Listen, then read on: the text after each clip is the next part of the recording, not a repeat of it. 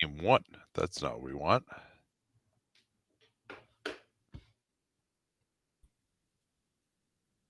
Sorry, 1 second. Go ahead. I guess we just have the wrong name on the stream. Gotta figure that out.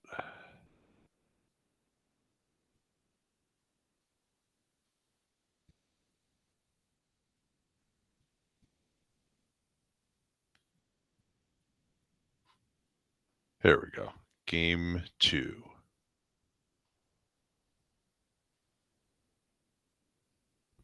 All right, there we go. All right, we're live here. Excellent. Yay. Okay. So, yeah, this is going to be fascinating because you and I both felt that despite the fact that game 1 was close, that the Mavs really dominated more than the score indicated, and that three-point shooting was the thing that evened it out for the Wolves. And particularly as Doncic started playing better in the second half, and just there was natural regression, the Mavs started looking better and better. And so what is going to be the approach from Minnesota on Luka Doncic, who I thought they really contained poorly?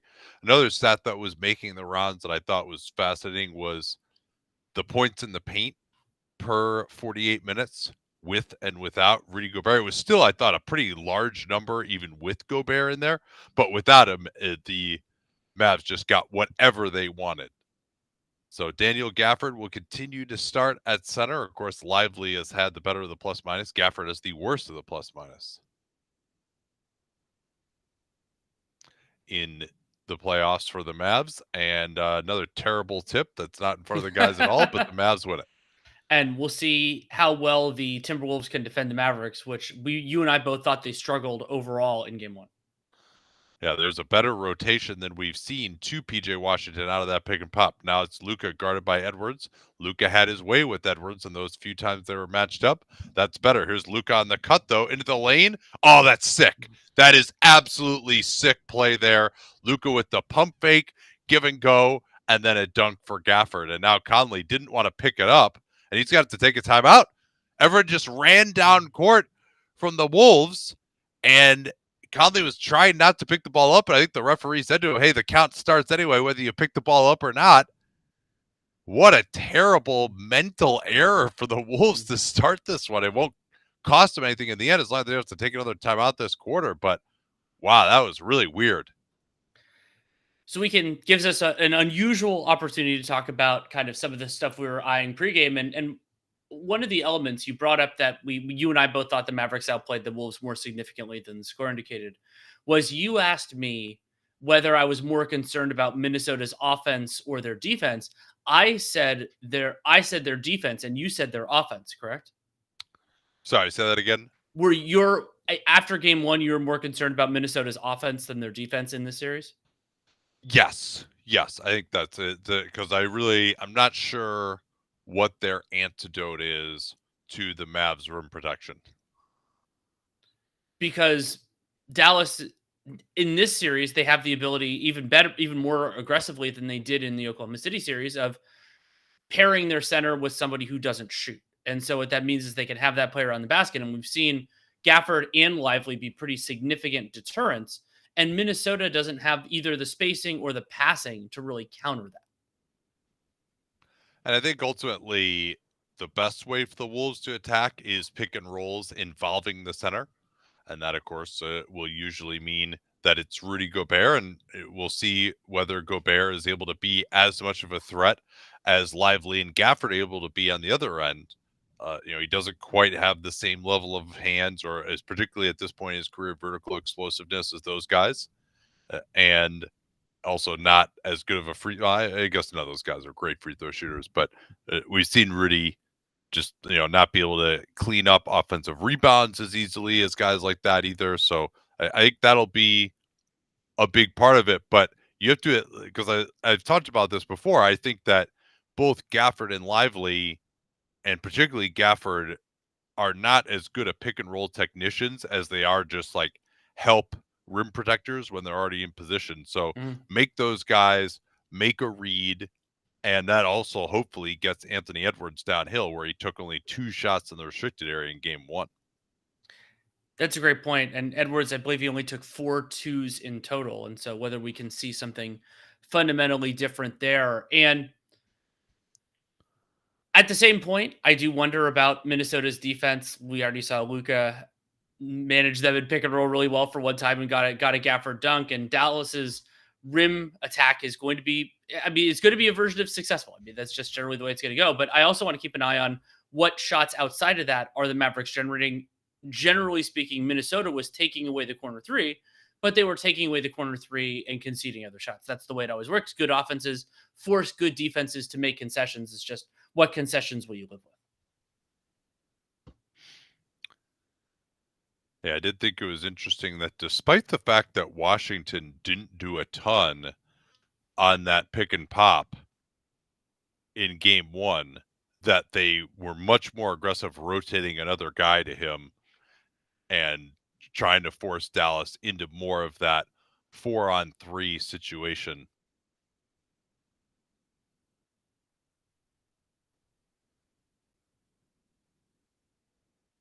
So now we'll get to see this Wolves ATO. McDaniels looking to get it into Towns in the post, where Dallas did mostly double. Not much spacing here. And Towns will just shoot over his man. I mean, that was just a weird possession. I think Towns just didn't feel comfortable trying to attack because there were 2 guys standing right next to him from Minnesota. So Gobert a little bit more up to touch that time, then he retreats, and Doncic misses the mid-ranger. Here's a chance for transition. Edwards into Kyrie, and he's hacked. And as always, foul trouble could potentially loom large in this game for individuals. Game 1, as I recall it, was a relatively low foul affair, unless I'm confusing it with one of the Pacers-Celtics games, which is entirely possible at this point in the season. So, yeah, Edwards with his first attack, but that was maybe a little bit different than we saw. Gobert was still ultimately, it wasn't a dead drop. He is trying to just show a little bit more there with Luka, and when you're doing that, then you're going to help a little bit more off the weak side corner. Luka will probably look for that. But Gobert ultimately is always going to try to retreat below the roll man once he gets into his role. Into the post now, Luka. We saw a little of this look in game number 1. Luka backing in. Gobert comes over to help. Gafford is there. Again, Luka just such a great decision maker in those circumstances. But that's still a pretty tough shot from Daniel Gafford. I mean, he had to get it over the contested Rudy Gobert, and now you have Mike Conley getting down that nice little righty floater, and Gafford being occupied with Gobert. That's a part of the theory here, is that if you have the center away from the basket, that you can get better looks for your guards. So the 2 players who struggled the most offensively for the Wolves in game 1, both have gotten to the basket a little bit, and Luka pulls the 3 again. It's still kind of a line drive, and it seems like when he starts these games, he's struggling a little bit more than later in the game. I think that knee just has to warm up on him, as Towns missing his second straight fadeaway jump shot. Luka finds Gafford. Gafford, nice playmaking here to set up Washington, who airballs the 3. Ugh. But that was important help defense from Anthony Edwards, because Gafford had to pass, or chose to pass that ball instead of just trying to draw foul. I mean, it was absolutely the right pass, and Washington just wasn't close. Gobert trying to get open, no fouls called. Here's Edwards on the drive, kicks out to Towns, right decision, and Towns is 0 for 3 after 6 of 20 in game 1, but Luka throws it away. Conley gets it to Edwards. Towns on the rebound, tips it to Gobert. Gobert lays it in. And Towns has had better passes to Gobert than the average person. He's had some better ones over the last, let's say, 4 or 5 games. Yeah, he's probably the best on their team at getting him involved. Here's Irving, who went off for 24 in the first half of game 1. Nice quick attack, good look, but couldn't put it down. Now he's picking up Edwards. Edwards going right in again, and he's fouled by Gafford. This is just such a different start for Anthony Edwards here. And it was natural to focus on only taking 4 two-point shots in game 1. Anthony Edwards also only got to the line twice. He will now double that in the first 5 minutes of game 2.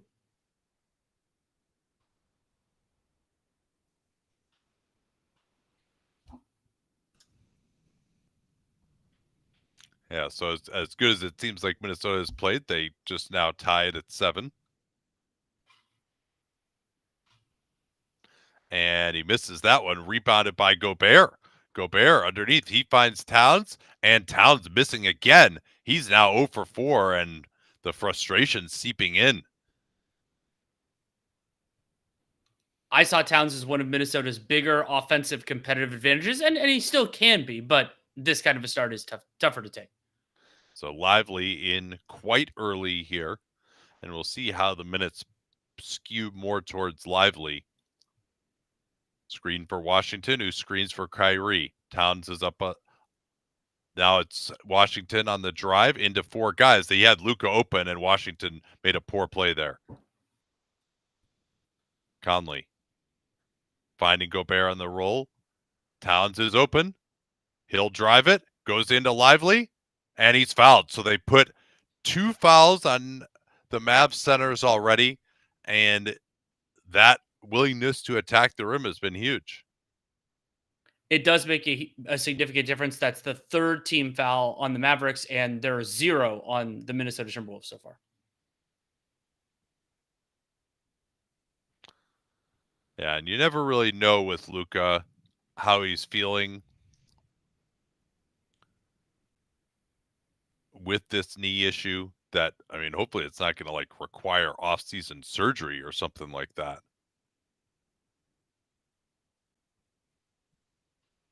But and the only time I've really seen a huge difference has been is in terms of his jump shooting, and particularly that step back where it seems like he just doesn't know what to expect from that knee every time he bends it. I mean, that's something that, having had sore knees, that you just sometimes you bend your knee and it feels normal. Other times you bend it and it feels weak or there's pain. Edwards really trying to hound Kyrie, but he wrapped the arm around him. But yeah, as you bend your knees to shoot, sometimes you just like, you kind of get distracted by it, or you're trying to shoot and you just don't get the same push off you're expecting. And those inconsistencies can lead to a lot of missed jumpers. Kyrie now on the quick attack. No, sir. Edwards cuts him off. They go after Conley, and Kyrie missing that floater. Here's Jones Jr. Gobert picks him up. Lively can't recover it. Jones, oh man, that's a big dunk. And good composure there from Lively. Mishandled the pass a little bit, but then gets it back, gets it to Lively while occupying Gobert. Gobert appeared upset as Towns goes for the quick push turn on Washington before the defense can get set on the double team. That time, Gobert on the other end is upset that McDaniels, I think, didn't get into the rebounding action. And yeah, that's an obvious goaltend, and I assume they counted that. And so the Wolves are already in the bonus with 7:33 left in the quarter. That's also a significant potential advantage for them. Yeah, and Gobert certainly is someone who can draw a lot of loose ball fouls trying to post up. Yeah, it seems like the Wolves have not quite had the same level of pressure as they did early in the Denver series. Luka attacking McDaniels. They don't switch off that double screen. He tries to go through the arm of Conley, and I think they're going to get Gobert for holding Lively on his roll to the basket. They're actually going to, it looks like they're calling that on Karl-Anthony Towns. Yeah, maybe it was a reach-in that I didn't see where it took place. Lively finding Luka, and that's going to be a second on Towns on this possession. And an and one on top of that. Was that Lively who threw that pass too? That was a great pass. And Luka and Towns, yeah, look at this from Lively. He's shown some nice passing instincts at times. And yes, Towns not giving Luka the room to come down there. And certainly Luka accentuates that. And he's one of the better ridiculous shot makers. And yeah, we got some comments on YouTube that the score is incorrect. I believe that is automated from playback. I don't know that there's anything we can do about that. Apologies. Is the time incorrect? Because that would be a greater problem. Let's see. As I'm seeing it at the correct time. So I think it's at least probably pretty close. So because you could time the time is the more important thing to use for the sync, but we'll do what we can if we can. So this is zone here by the Mavs. Remember that now Luka got totally distracted. Like that's his job in the corner, and Reed just goes in and bangs it. I was gonna say they're going to the 2 shooting bigs lineup, but that wasn't the case. As Luka again, second 3-pointer for him early on. He went to that move where he got the guy on his back. He tried to get back in front. He just shot a 3 on him. It wasn't even a mid-ranger. Now Conley on the attack. Beats Lively nicely. Open side pick and roll there. They tried to ice it, but Lively never got back in front of Conley. Now Kyrie is guarded by Reed as they push the ball up quickly. Pump fake, and Kyrie scores. Gobert didn't really fully come over, and that's what he's so good at a lot of times, is scaring guys without actually having to come over. And I think the Mavs are probably more focused on making him actually come over. Edwards on the pass fake. Steps around Lively beautifully. Yeah, this is a much more offensively focused first 6 minutes. Here's Luka. Lively slips out of there. Luka going to try one-on-one against McDaniels. He's held the ball forever. Late clock. Gets space and hit it well off the heel. Good rebound by Edwards. Let's see if they can get something in transition here off the Gobert screen. Edwards pulls up, good contest by Lively, and now they're going to get transition. Jones and Lively 2-on-2. Jones goes in, and he's rejected by Edwards. They had the pass to Lively, but Edwards knocked it away, and then Gobert with the beautiful transition post up on Irving, and it'll be a timeout for the Mavs. And so in the early going, I think that Dallas has not had the run of play. I think Minnesota has gotten more around the basket. Generally speaking, they have gotten better shots. They're already in the bonus. And so that is good news for them after a game one that you and I both thought was more in Dallas's favor than the score. So right now, Minnesota, they're 6 of 7 on shots inside the paint. They are only 1 for 6 on jump shots, but they haven't needed those in order to establish a small early lead.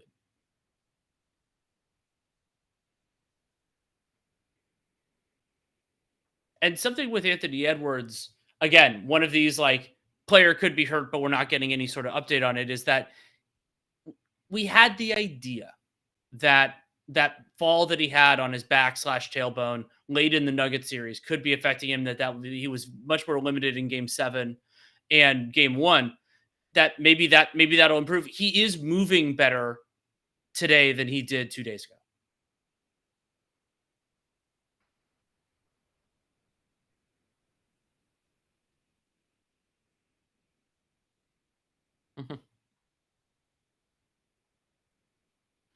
Luka's defensive effort through the game is such a roller coaster. Yes, that is true. And it makes sense for a player who has to do as much offensively for him as to not necessarily summon the effort throughout the entire game. I have become significantly more sympathetic to that over time, just because understanding how those things can work.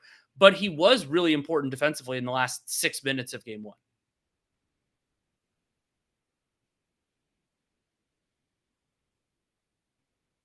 How do you guys like the spacing of both teams? Dallas seems a little out of sync on offense. Dallas does seem a little out of sync in terms purely of spacing. I think that it's probably fairly close. Like I think Dallas's players are mostly in the right spots, but they haven't taken that many shots yet. You know, Dallas hasn't attempted a corner 3 yet so far in this game. But I think that the players that the Mavericks have out there are going to be respected enough, and the choices that Minnesota has to make in this series are different defensively than the ones they did against Denver, but I think it'll vary over the course of the game.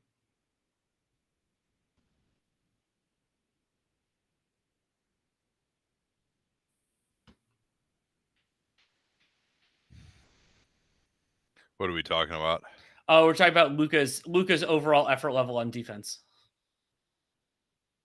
And the spacing of the two teams. But yeah, and we got a comment from Gabriel that watching Luka defend like this makes you appreciate LeBron in those LeBron years. Oh yeah, I mean, especially especially LeBron's best years, the way that he was burning the candle at both ends and being successful at both ends is extremely uncommon. He was such an unbelievable talent. And I mean, even it was later than that, but like what he put together, the stretch from I think it would be game 4 to game 7 of the 2016 finals was ridiculous. Like that was like the defense that he helped bring out of those Cavs teams, and I attended all of those games in person. It was very, very striking.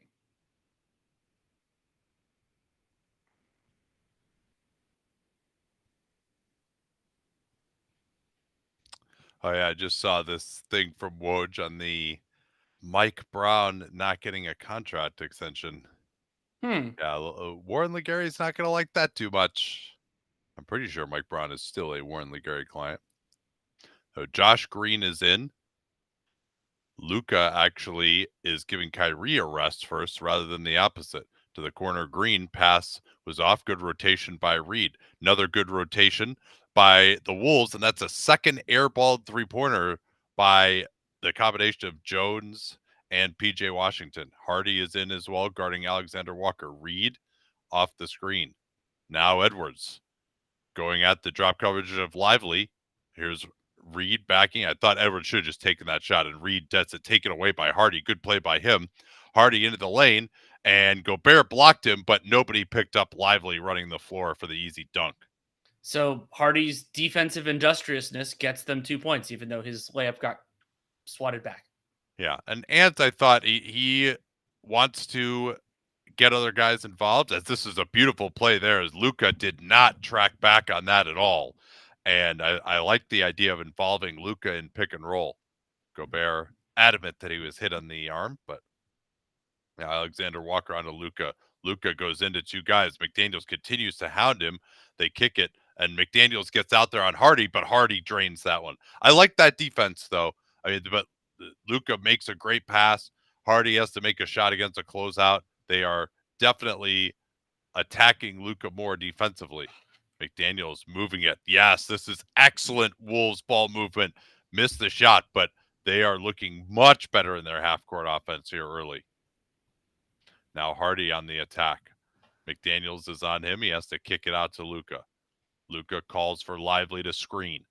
Going left, and here's Gobert way up to touch. They double team, kick it out. Reed with a late close on Hardy, who missed it. Yeah, I think this is a different strategy with Kyrie out. Luka goes for a bad steal, more transition for the Minnesota Timberwolves as Luka took himself right out of the play. Yeah, hung his teammates out to dry. That could have been a 1-on-2. Instead, it becomes a 1-on-1 downhill.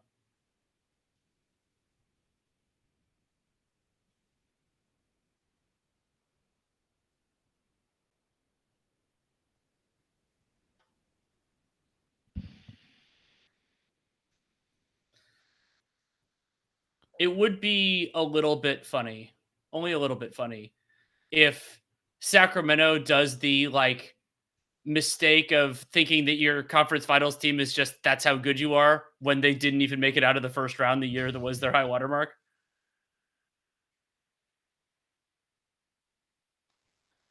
Yeah, and this is what I've always felt the oh, you got to give the guy the extension here. We'll talk about that more afterwards. Actually, they almost get an 8-second violation.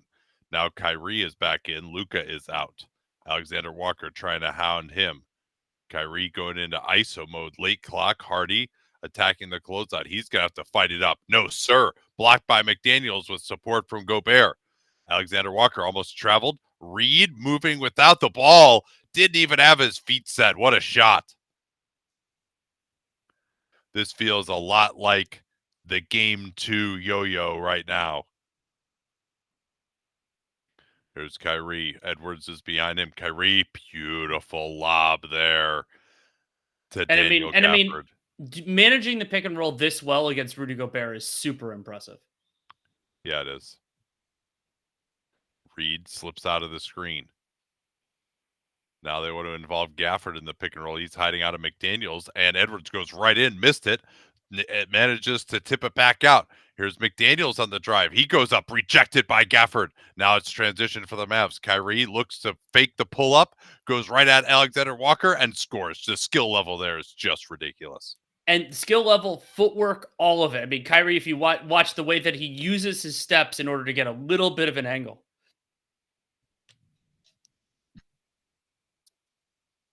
Alexander Walker throws it backwards into there two was the guys. pass.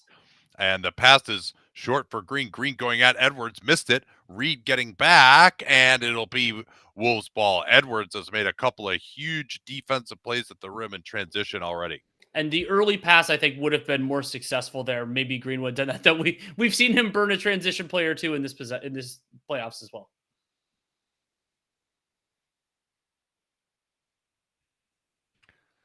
Yeah, this Minnesota defense has been playing at a fever pitch as Gobert has been in the whole game. As Green keeps pushing Alexander Walker up top. Now Anderson, who's just come on, they go to the 4-5 pick and roll, swing it to Edwards. His three-pointer is good, and that to me, you got to be able to guard that 2-on-2. Switch it if you need to, but you can't give up an open corner three to Edwards off an Anderson Gobert pick and roll. Now Kyrie fakes again. Good Gortat screen by Gafford, but Kyrie has missed a few shots that I think he would love to have back. 3 pretty good looks from short range. Now it's Reed, stripped beautifully by Gafford, but he's on the end line, and this will be 15 to shoot for Minnesota. Yeah, with not only the over help from PJ Washington, but also the falling down on the contest. Both those things didn't work out super well.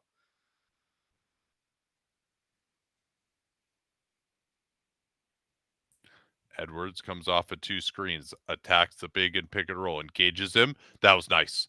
Really good pick and roll operation there, but they can't make the layup, and Gobert can't make the easy tip.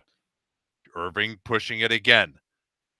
Hardy on the drive, throws it over the backboard, and that's he wants the foul, but since he hasn't played since early in the season when they were calling that as a foul, he's not used to it. And we're going to see a different Wolves second quarter rotation because Gobert has stayed on the floor due to Karl-Anthony Towns' foul trouble. So it's probably going to be Towns and Conley as the second unit offensive hub. Yeah, that's interesting. Here's Anderson, and he actually probably could have passed it to Gobert. Now Gobert's going to get a bad loose ball foul, hitting Gafford in the face. And I believe that's going to be an over the backbreaker. I have to see if I have the count right. Or at least, generate free throws. It's technically not the same thing. Nope, that's not. Okay, I miscounted. Apologies. Wolves did get the 2-for-1. Here's Irving, and he's chucked, and now that will be free throws. But 27.8, that's probably enough of a margin that Minnesota can hold for the last shot. And Dallas may get something up, but it probably won't be something good unless Minnesota goes too early. Yeah, but that Gobert foul did put them in position that they're second in the last 2 minutes now puts Dallas to the line. Correct. Yeah, it was Reed actually who picked up the foul, sending Gafford to the line.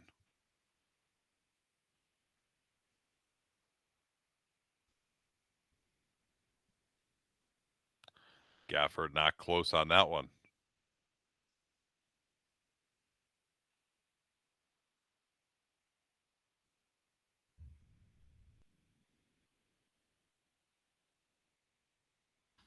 So Gafford with another free throw.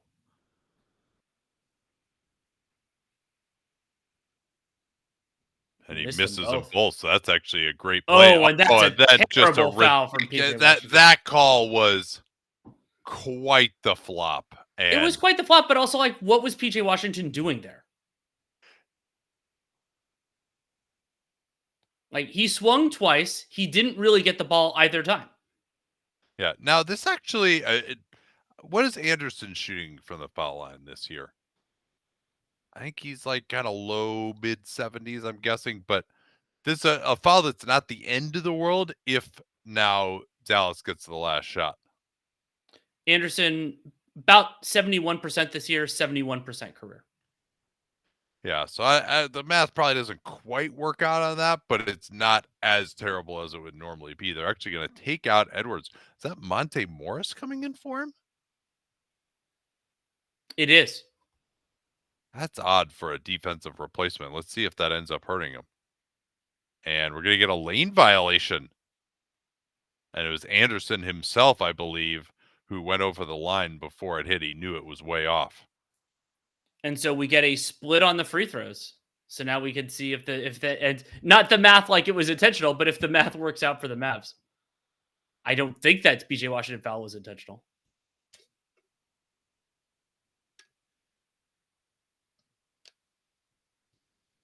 So Hardy will bring it up. Alexander Walker is trying to deny Kyrie. Gafford at the elbow. Stolen! Gobert!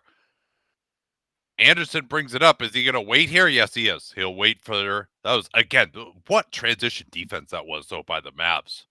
Now Gobert trying to roll to the rim. Here's Reed on the crossover. Goes through Washington. Lost it. And we'll stay here.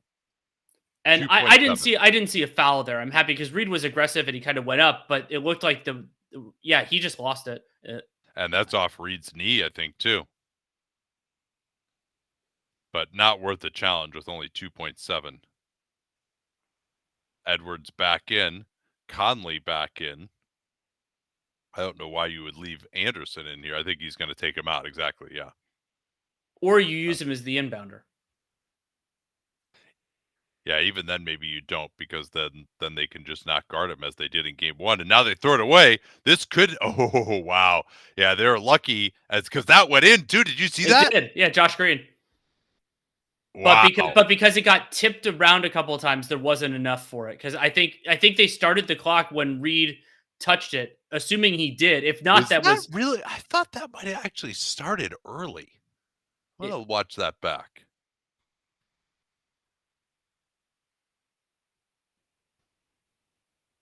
Yes, they started that early.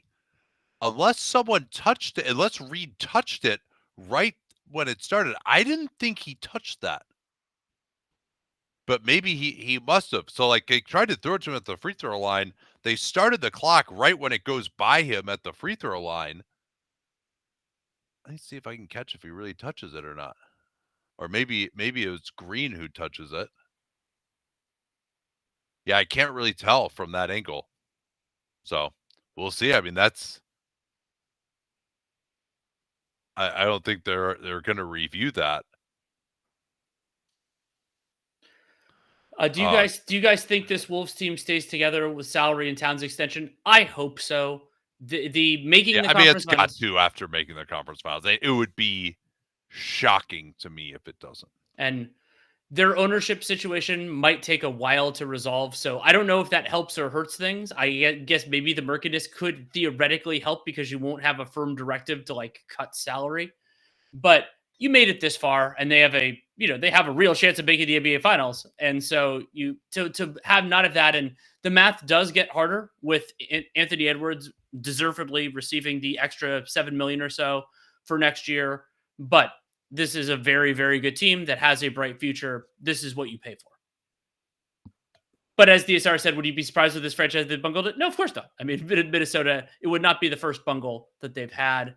And this is a big tax bill for a team that hasn't really done it before. The other thing that really benefits Minnesota in the extremely short term is that the more punitive luxury tax reform actually doesn't kick in until the 25-26 season. Yeah. Most of the restrictions kick in for 24-25, but the new tax structure doesn't kick in. And so as a team that could be deeper in, and then it will actually get less punitive, less in after the 10% cap bump in 25-26. I actually think that the ownership dispute in the short term, as far as being willing to pay more, is a good thing. Because now Glenn Taylor, especially because he's done this like leaking to the media, like, oh, their budget said they're to be below the luxury tax. Taylor, if he does it, Taylor surely will be in control when this offseason's decisions need to be made. Like, this arbitration is going to take months at minimum because there'll be discovery and you got to actually do the arbitration. I mean, it's not quite as bad as a trial, but still there are some trial-like processes to it. And so, yeah, this is I don't think that Glenn Taylor is going to cheap out when he already is like accused them of cheaping out. And also when it might not even be his money to cheap out of saving. Potentially, like if this is you definitely, there is the incentives involved of spending someone else's money if he wanted to game it out that way. That's not the way Glenn Taylor's thinking about it. So they're going to get some minutes from Exum here. He's guarding Conley.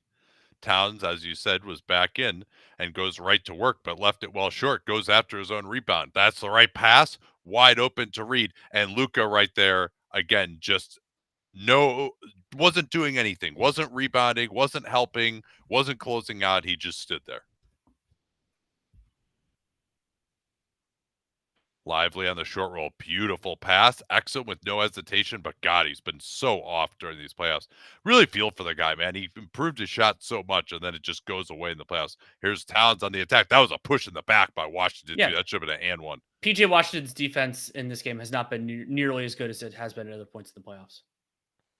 Now Doncic double teamed, finding Lively on the short roll. Lively goes up with it, and he's hit on the arm by Reed. Interesting there. I don't know if he looked off Exum or just he was close enough that he felt he could go up himself. But maybe the right decision in the end. But yeah, you see Luka on that Reed three. He never moved at any point.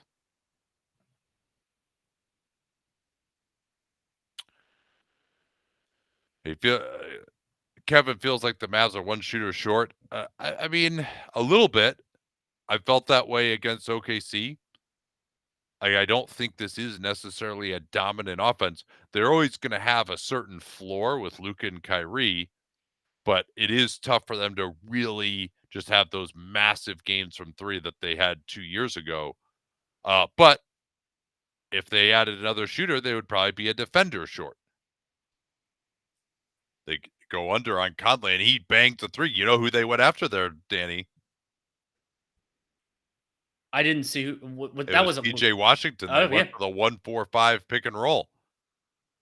Now Luka, beautiful spin, steps back, just in and out. That would have been a nice highlight.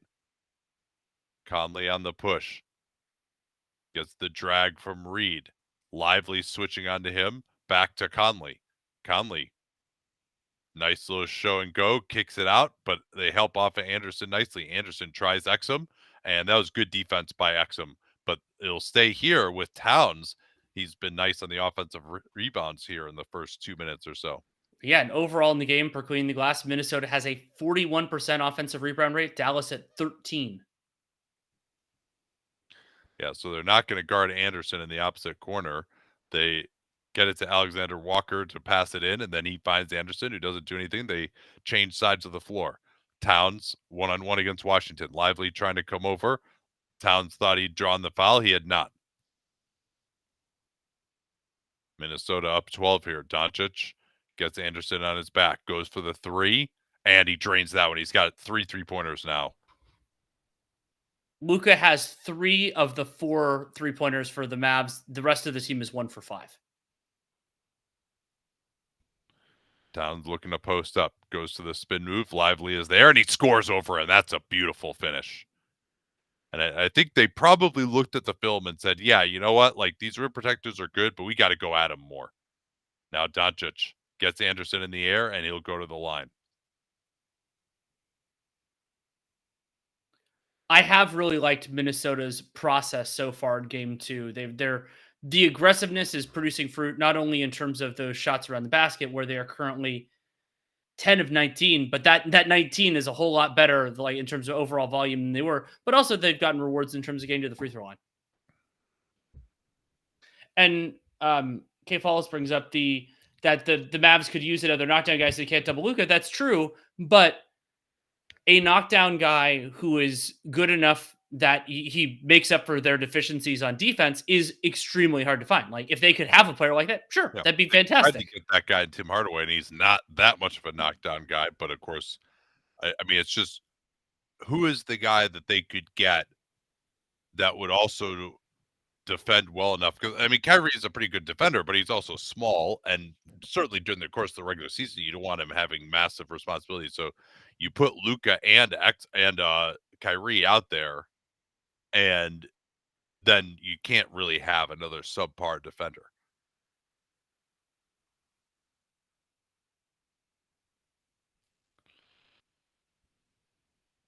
Oh, they miscommunicated on that Spain pick and roll. It wasn't really a Spain pick and roll. It was double elbows, and Conley has been manipulating the defense out of these actions beautifully. He's got a couple of threes here, and the Wolves are cooking from downtown again. Meanwhile, the Mavs have 4 3-pointers, but 3 of them are by Luka. They force Luka to his left. Good dig by Alexander Walker. They, for the rare time, they don't take advantage of that. Now it's Exum setting the screen. Luka throws it way behind him. And I've been really impressed with Mike Conley so far. He's already up to 10 points, and he's been finding his spots extremely well. Yeah, and Doncic, upset with Exum for cutting there, wanted him to just stay there and shoot that 3. Same play they just ran. Now Conley on the attack. Finds Anderson. That's the right pass. Wide open corner 3 read. And the Wolves are just on fire right now. Absolutely slicing up this Dallas defense. And Mike Conley at the controls of this pick and roll game has been fantastic. Minnesota overall a 131 offensive rating in this game. A lot of that is their dominant 171 small sample size transition offense. Whose fault it is it when Luka throws it away? Does it even make sense if you were to try to partition blame? Yeah, I mean, I'm more saying just what Luka seemed to think, and it could have been they talked about that, like, all right, you're gonna roll to the 3-point line rather than cut, or maybe he's like, hey, you're a guard, why wouldn't you roll to the 3-point line instead of cutting? And so I can't be sure whose fault that is. I mean, generally in those situations, I think the stars can be like a little cranky.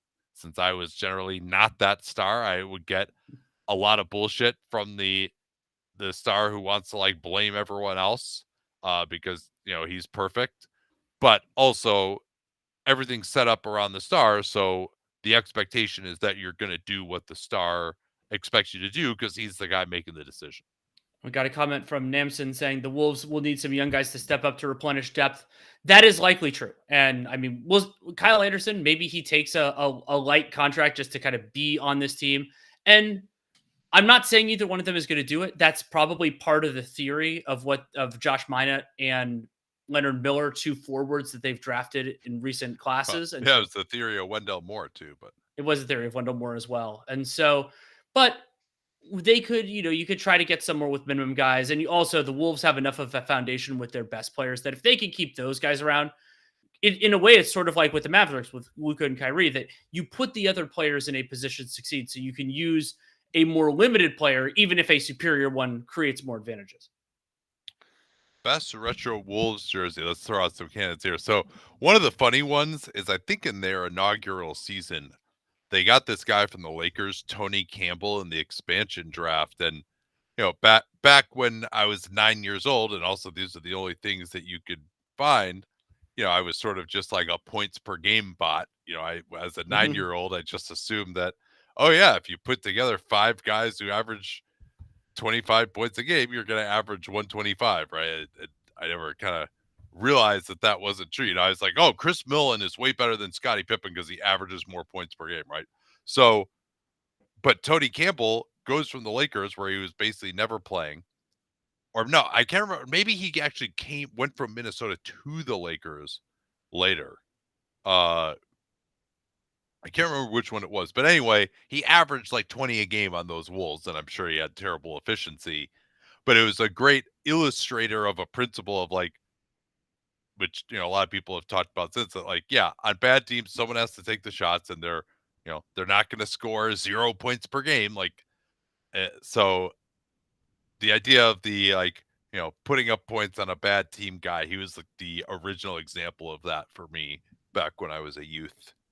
I feel like the ultimate deep cut on it would be you might remember the name better. I thought I had it, but I didn't. The guy that David Kahn drafted, which like either didn't exist or he had the wrong name. Yeah, I mean, I guess that's not as much of a throwback because these throwbacks are like probably from like 89 to like 97. Oh yes, what a backdoor pass, and Washington finishes it. That was a really nice play there. They had multiple screening actions, but The first action was Kyrie setting a back screen, and man, Dallas needs him back in the game as they've been struggling quite a bit. Conley working again. Hardaway is still in. Anderson goes to the WNBA step through and a beautiful hook shot. Yeah, Dan actually posted a video of Jaylen Brown using that. That was in game 1, wasn't it? It was. Yeah. Yeah, actually the other video that's actually pretty good that's on YouTube right now is just a splice of all our commentary from last night when the Celtics scored 27 points in 13 possessions. And how the Pacers defense was pretty bad. Now Kyrie setting up Hardaway Jr. They need this one, but again, he misses so many of those open ones. He can get more off, but that's not really what they need. Here's Washington. He goes in and scores, and certainly the Minnesota rim protection has been lacking relative to when Gobert is in there. And after it's quite telling, Chris Finch saw the exact same thing as me. He sent Gobert back to the table as soon as that happened. There's Anderson on the short roll for a little floater. He's been fantastic from that area in this series.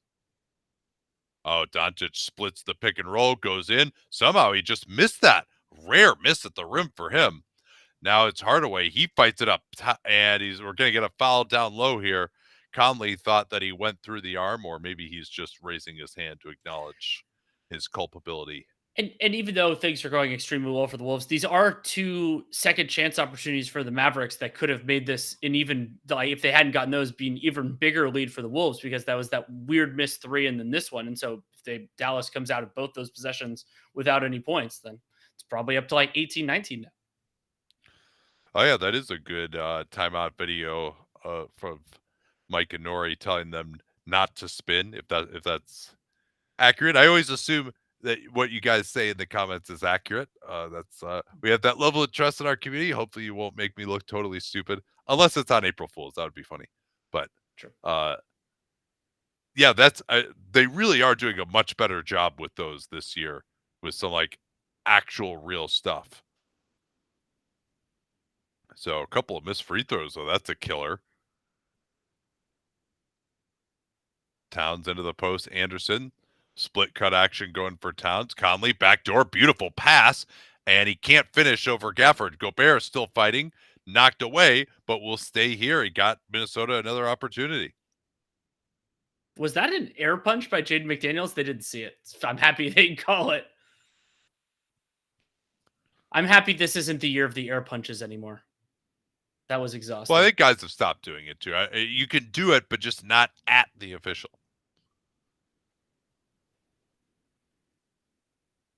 Edwards gets it in immediately. Towns back to Edwards through Gobert. Towns, quick load. Left it short. He's been short on a lot of these jumpers. Kyrie with McDaniels back in the game. Kyrie getting good space, kicks it out. Doncic off the screen by Gafford. Goes through the arm of McDaniels, tried to throw it up, didn't get it. Has a word for the official, and now Minnesota's in transition. Edwards crossed in the face of the defense, but Dallas back in good order again. Man, they're good at that. Now Gobert just absolutely laid the wood on that screen. Gafford was expecting the ball to be directed towards him, so when Ant went through the screen, Gobert switched the angle, and it was wide open. Kyrie trying to come back. That misses. Anderson flopped down, and Gafford just missed the layup point blank. No one around him. Edwards, 1,000 miles an hour, goes in on Washington. He didn't get the foul call. Oh, that's got to be a transition take foul. Absolutely has to be a transition take foul. I will be apoplectic if it's not. And yeah, they are calling it that way. Yeah, I mean, he made ridiculous. no play on the ball. That was like an angry, tired play. I mean, that's even close to a flagrant, honestly. Yeah, it's like an arm to the chest. And that's only Gobert's first. And Doncic with some words for Gobert on that one, which it's just, if you're gonna commit a transition take foul, at least like be a little nicer about it. I would have actually reviewed that. Maybe it shouldn't have been a flagrant, but he really, like, I don't know how hard he hit him. It looked hard. It was pretty ridiculous.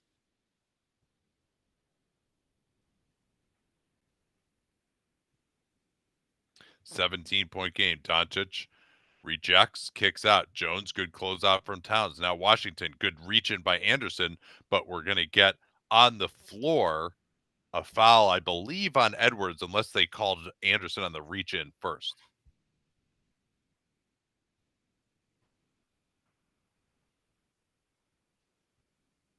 Gabriel says, hot take, if the Wolves shoot 55% from 3, they'll win. They have shot the ball well, but for me, the difference has been how much better they've been from 2. That's been where some of the real gains. Well, and also their threes have mostly been driving kicks. Yeah. So, but I mean, Minnesota, they're 11 of 23 so far in the paint, and the percentage and the denominator there are both important. 23 shots in the paint in a quarter, in like 1.5 quarters, is very good. Who plays worse when angry? I would say Gobert would be one of those. I would say Westbrook would probably be one of those. Draymond sometimes. I don't think so. I would say in the balance, like, he's turned a lot of like regular season games when he just got angry. Like, we forget those now as McDaniels. That was a better closeout from Kyrie. Doncic throwing it ahead. No, Gobert takes it away. Second bad Luka had turnover in transition. Edwards goes away from the defense. Luka, good help there trapping the box, gets back to his man. Kyrie still handing Edwards into the lane. Anderson, now McDaniels. Kyrie steps up. McDaniels well short on that one. And maybe time to see if you can get Alexander Walker back in maybe for Anderson as Luka misses. Anderson has played well, but they also are not guarding him. Particularly when Lively comes back in, they'll be better and help defense. Here's Towns on the drive. Tries to finish. Gobert just runs in unopposed. No box out there at all from Dallas. And, yeah, Washington maybe could have gotten there, but he also was trying to guard the three-point line. So that was tough. Luka. Kyrie off the handoffs. That's the screen. Pick and pop. Kyrie just loads up. No. And Dallas missing shots they normally make is a part of the story. But, I mean, Minnesota's offense has been better than theirs. Yeah, I mean, 57 points, and we still have 4 minutes left in the half. As Gafford kicks the ball, and that's going to get him out of the game. Nate, since we don't usually do this, Karl-Anthony Towns, 3 for 11 from the field. Rest of team, 17 of 33.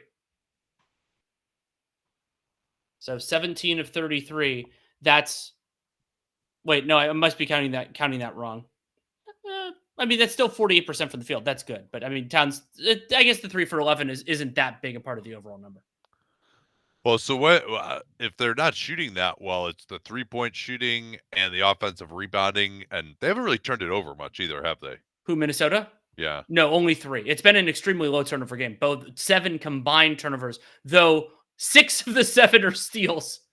But yeah, they have well, and the 7 extra shots, yeah, they have a couple extra offensive rebounds, and I think it's partially team offensive rebounds, which is something, because like when you look at it on cleaning the glass, Minnesota has a 40% offensive rebound rate versus 20, when the individually credited ones are actually only 1 apart. Yeah, I think there's probably been like 4 team offensive rebounds, actually. Yeah, so that's one of the ways this can happen. And yeah, as Brazel says, Minnesota 43 shots in the field, Dallas 37, and the free throw disparity is basically the same. Oh yeah, 17-32 without Cat. Yeah, so they're over 50% without him. I probably did some math wrong. It happens.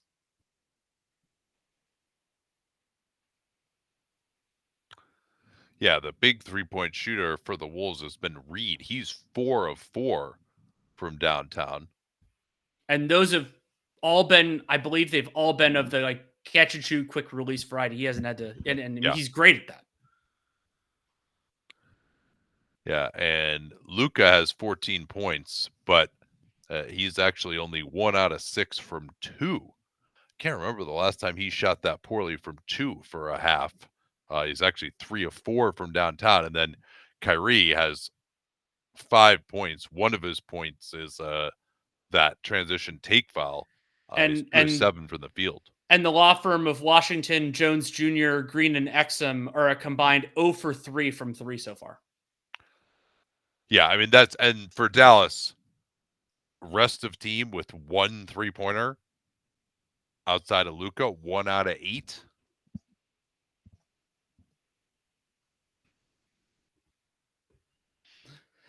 Do you think all the Draymond slander is making Gobert more popular among fans? I don't understand. I don't completely understand. There are some specific things I do understand about why Gobert is so unpopular among fans. Other players is a little bit more complicated, but I mean, he's a really, really good player. And I hope that people can, and they definitely will appreciate him at some point. It's going to be interesting when like Gobert makes the Hall of Fame, and there are some people who are really mad about it, but like he obviously is.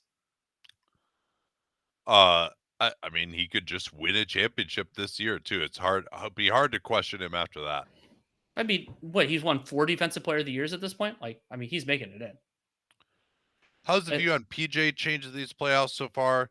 Maybe not as much as some. You know, he made a lot of corner threes in that series against OKC, which I didn't think he couldn't do. You know, I think his regular season 3-point shooting as a Mav probably understates where he was going to be. And he's probably, I would say, been a little better defensively than I expected. But, you know, it hasn't really, I wouldn't say it's changed a ton for me. I mean, he had those 2 huge shooting games in the OKC series, but it hasn't done like that much other than that to really make me feel differently about him. Now Edwards blowing by Jones. That's a foul on Lively. He jumped into him. Got him in the chest. Into the corner, Kyrie. Now Luka cut off by Edwards. Gets to his spot. Gets good separation. Another miss, though. 1 of 7 from 2. And that was a nice job by McDaniels tracking back for the rebound. Something they didn't do enough of in game 1. Going to try to set 2 screens here for Conley. He goes to the open side. Gobert rolling back. That's a foul, too. And finally, they call it. Yeah, Lively had the arm way forward. And that will be Derek Lively's second personal. No one in foul trouble. There are a bunch of players with 2. Lively, PJ Washington, Towns, Edwards, Naz Reid. And only 14 points in this quarter now for Dallas. And their 2-point shooting has been a slight difference from game 1. Yes, yeah. In this quarter, they're 1 for 7 on. They're 2 for 7 on 2s. Towns will sit. Reid is in. I think with the 17-point lead, they want to preserve Towns with the 2 fouls, and frankly, Reid's probably been better than Towns.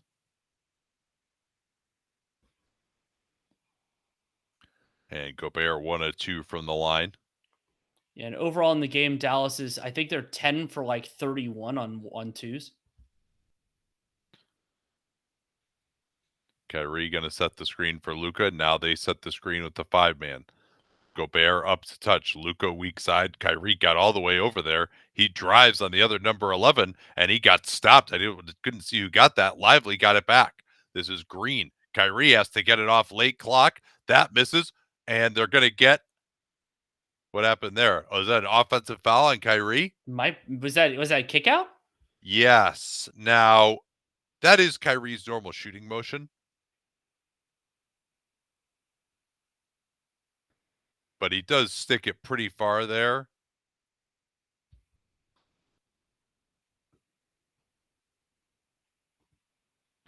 Conley, oh man, he almost had a great pass to Gobert. I've loved Conley's changing speeds in the pick and roll, and Luka shows him how to throw an oop. Yeah, one time importantly in game 1, Conley underthrew Gobert. There he overthrew him, but overall, well, and you could see that was the exact adjustment that he overcorrected a little bit. Reid, good closeout by Green. Back to the Conley Gobert pick and roll. Conley gets separation again, goes right at Lively. Nothing doing that time. More transition. Lively's open. Running the floor. Oh, yeah, look away! Nice. What a look away! You saw it perfectly. That was just fantastic. He completely rope-a-doped McDaniels, who was running with Lively. Luka looked to the opposite side, and McDaniels started to close out to the 3-point line, and it was a dunk. Edwards. Oh, this is beautiful ball handling from him, setting up a 3 from McDaniels. That miss, Gobert caroms it off the glass. More transition for the Mavs. Beautiful bounce pass by Green, and three straight transition buckets from the Mavs has them back within 12. So Green to Luka, more fruitful than Luka to Green. Okay. Now it's Luka on Conley. Conley has been at the controls a lot here. He gets into it again, goes to the floater, and lasers it in. Second righty floater Conley's hit in this game. And Conley has just looked so much better in this one. Like the way he's been changing speeds, attacking the basket, like he's looking for his own offense. Now Gobert up to touch, then they leave. Luka misses it, but Josh Green is right there as Conley might have flopped out a little bit. Yeah, he did. He just got beaten by Green too, who is bigger than him. Well, and Nate, something wild is that the Mavs are actually ahead of the Wolves in second chance points, despite the difference in offensive rebound rate. Conley passes a little low, and then McDaniels thought Gobert was rolling. He wasn't. Back to Kyrie. Kyrie on the move. Oh, finally they throw one too high for Lively. He thought maybe he got hit. But what a crazy end of the half this has been. Ant's a little tired. They got to go get the 2-for-1. He should go right now. He's pointing guys around. He's waiting too long. He'll fire the 3, and he missed it short. He goes to get his own rebound in the corner, and they'll run it down. Gets off the ball. Conley, good screen by Gobert for him, but 2 open threes missed by the Wolves, and the last possession here for the Dallas Mavericks. Luka waves his man away. He wants the center to set the screen. Gobert's up there, re-screen. Luka trying to draw the foul. Late clock goes to the standing one-legger. Green does get it back, but that'll do it. Luka thought he got bumped, but he will head back to the locker room with a kind word for the officials, and we will be back in about 13 minutes.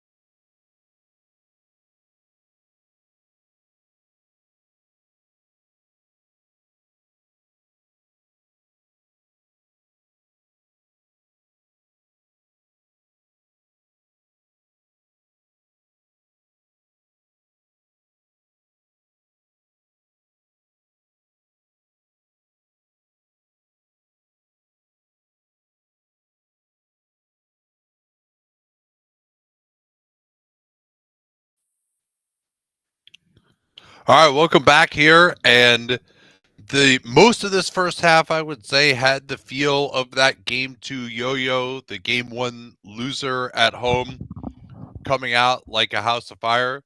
It did seem like Dallas got some stops and some transition right at the end of the first to cut it from 17 down to 12. So my prediction is we're going to find out if we have a game in the first 5 minutes or so here. Minnesota has largely outplayed Dallas, but could their energy and effort wane? The Dallas rim protection hasn't been as good, and of course, a lot of Wolves have been fantastic, starting with Mike Conley. Yeah, and we'll see Towns if and Minnesota's 3-point shooting can persist. Towns and Edwards still have been relatively limited. Nice flare screen for Towns. Yeah, beautiful play there to start off. Washington was trying to go boxes and elbows on Washington, and that play was set up specifically to take advantage of. He was trying to go boxes and elbows on Edwards. Now they throw it away. Jones lucky to get it back. He throws it way weak side. Great closeout from Edwards. He's right underneath Irving. Irving throws it in. Gafford fade away. Barely drew rim. That was a fantastic Wolves defensive possession, but also Dallas really strange offense in your first possession of the quarter. I mean, they tried to hit Jones running off the Luka double. Here's Edwards. Towns for 2 in a row. Missed it. Gobert tried to run in, but he vacated this exact spot where the ball came to. Trying to go under on Luka, rescreen. Luka goes through the arm, and Gobert is called for the foul. And that is Rudy Gobert's third. No, that's his second foul. Yeah, it's a pretty big distinction. Yes, it is. And they're calling that shooting. I guess he gathered? Yeah. what a preposterous shooting attempt. That is ridiculous. I mean, if you get fouled like that, if you have the wherewithal, just try it. See if you can bait him into it. What a beautiful gooseneck that was by Doncic. Just a totally normal shot for him. Hey, he practices that every day.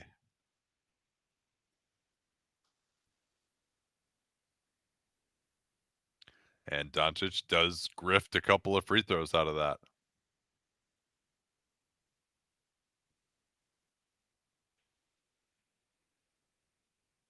Try to get Towns on the flare screen. Now Conley runs the pick and roll with Gobert. McDaniels, that's a better closeout from Luka, but then he goes for the Matador reach around, and Gafford blocked Gobert, and then he's going to stop Towns too, but Towns got fouled down low.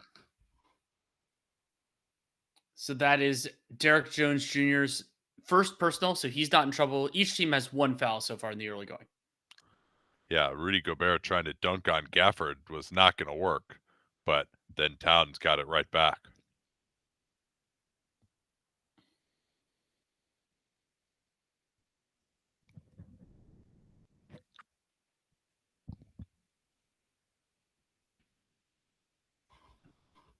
Towns was, I think he was 3 for 11 in the first half. Now he is 4 for 13 from the field, and he missed some shots he normally makes.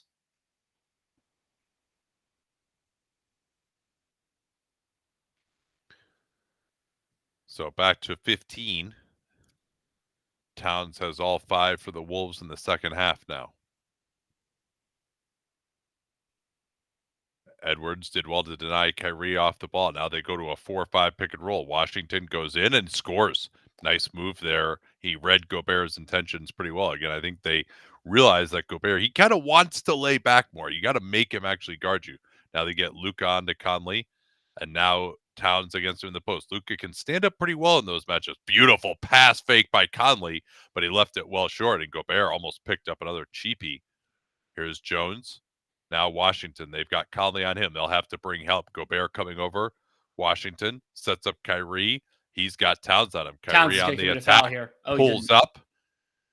Yeah, Kyrie's just, he doesn't do that kind of bullshit to draw a foul. Now Kyrie goes for a bad steal in the backcourt, but they're back again in good order. Oh, no, I just thought Towns was going to do stupid reach. Yeah, even then, though, like Kyrie doesn't know to go through his arm.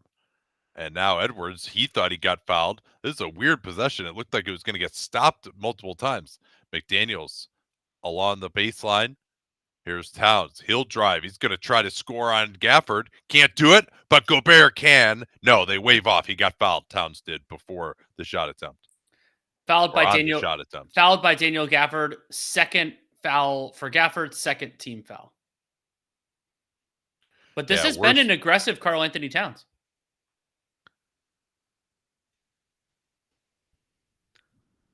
Yeah, I think Finch taking him out before the end of the second with that lead, maybe it hurts a little bit, but Towns is someone where his aggressiveness does really get muted offensively when he's in foul trouble due to the way he can pick up offensive fouls. So him going in relatively fresh here, foul-wise, in the second half, and then them running a bunch of plays for him, I think has been a good way to handle it.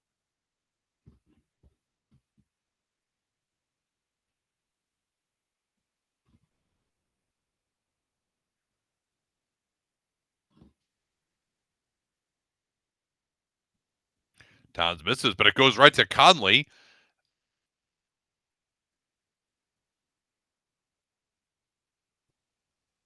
Here's Conley. He's going to get a bullshit foul on the perimeter. Actually gets the Chris Paul call, and this is going to be 3 free throws. And he anticipated the reach in too and just threw it up there. Let's see. Yeah, he feels it. I mean, is that worth a challenge? To make it a non-shooting? There's marginal contact on the hip. I don't think he ever hits him on the arm. Well, Conley has the ball. And certainly that would be a foul before the shot if it's the contact on the hip. That's what I thought it was. I thought it was a non-shooting. I might have challenged that one. We didn't have a great angle. Maybe he does get him on the arm, in which case it would have failed.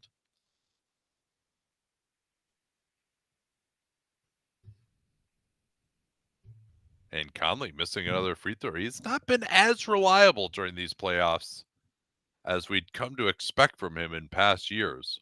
Brazel asked if it becomes non-shooting is a successful challenge. I believe it is a successful challenge because it's a reclassification. I'm not 100. Yeah, that's 100% correct. Yeah.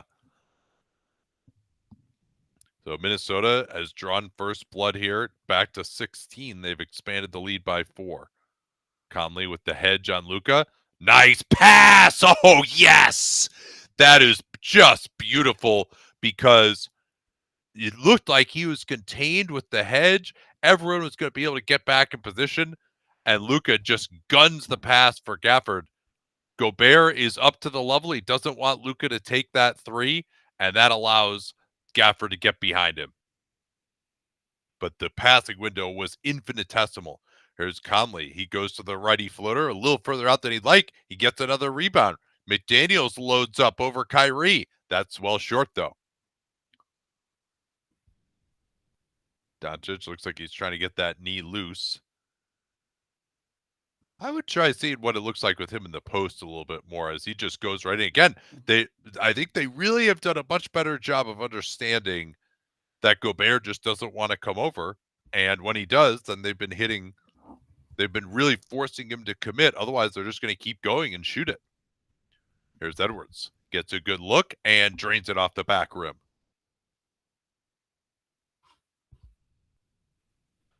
That time it was Kyrie on him, and he had the size advantage, knew he could pull up. Back to Irving, quick to Jones, quick release. Nice box out by Gobert that time. Lively is at the table for the Mavs. McDaniels steps up to the screen. They want to involve Luka. Now they'll go into the main pick and roll. They'll switch that too. Interesting. Edwards sizing up Gafford. Gets past it to the right. Ooh, he had ill intentions, but Gafford bothered him. Now it's Luka. Can they get back in time? They cannot. Luka wanted a foul there too. Edwards, likewise. Yeah, I didn't get a good enough look at the Edwards one, but nice patient finish there by Luka over Conley. Back down to 12 as both teams have scored 10 in this quarter. Conley, Gobert goes in, hacked. That is also the 4th team foul on the Dallas Mavericks. So Minnesota shooting for the final 7 minutes of the quarter. And that was the right decision there by Gobert too, as Luka did kind of get hit on the arm by Conley, but the referee just a lot of times that play is going to get missed just because of the positioning of the referee can't get back behind the play. Like there's no official who has that view that we just got from the camera. Again, a reason to have a fourth official. Oof, that hit every part of the rim except didn't go down. Lively's going to come in here. Yeah, Lively for game. Gafford. That's about the normal rotation. Usually it's about 5 minutes at the beginning and then 4 roughly after that. Yeah.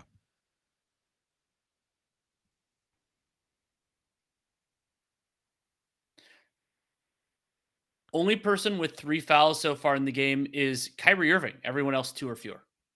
Gobert does rim that one in.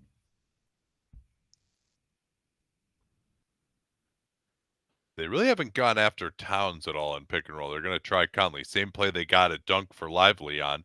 And the same thing again. This is just brilliant work. And Chris Finch is going to call timeout to discuss how they want to guard that. Because they've gotten 2 dunks out of it. And Doncic is just too good as a passer. If Gobert is going to be up, did you see Karl-Anthony Towns there? I saw him. He bit on the look away, but Towns is in an position, unenviable because he has to defend 2 guys on the backside of that, and they're really far apart, and you're probably going to concede something good. I would give up the 3 and prevent the dunk personally. Yeah, I think you have to, but the problem is he thought he had prevented the dunk, and against 99.9% of the passers in the NBA, if they're looking at that corner, that's where they're going. But Luka is not going there, and he also throws that pass a million miles an hour because of his size and his decisiveness. So yeah, I agree with you, but it's a really hard play to guard because they want to have Gobert up at the level. They really haven't played much drop coverage so far, and if you're going to have Gobert up there, particularly out of that double screen, that then takes another defender out of the action to guard the roll man. And so you've really just got 2 guys who've got to guard the roll man and both corners. It's like a 3-on-2, and Luka's an amazing passer.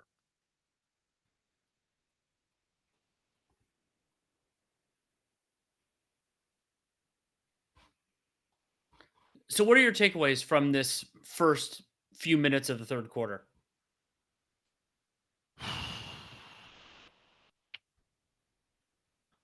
Minnesota's offense hasn't looked quite as healthy to me. The town stuff has been good.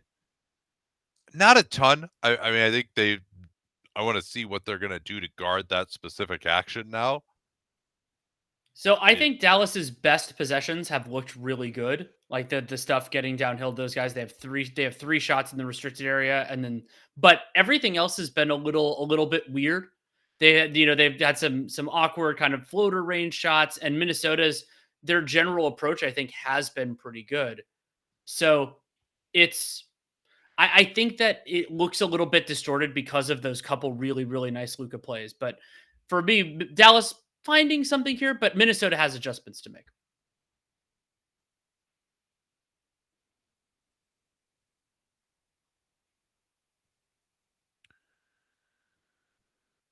Yeah, it does seem like maybe the Dallas rim production has been bothering them a little more, but there have been a few fouls also.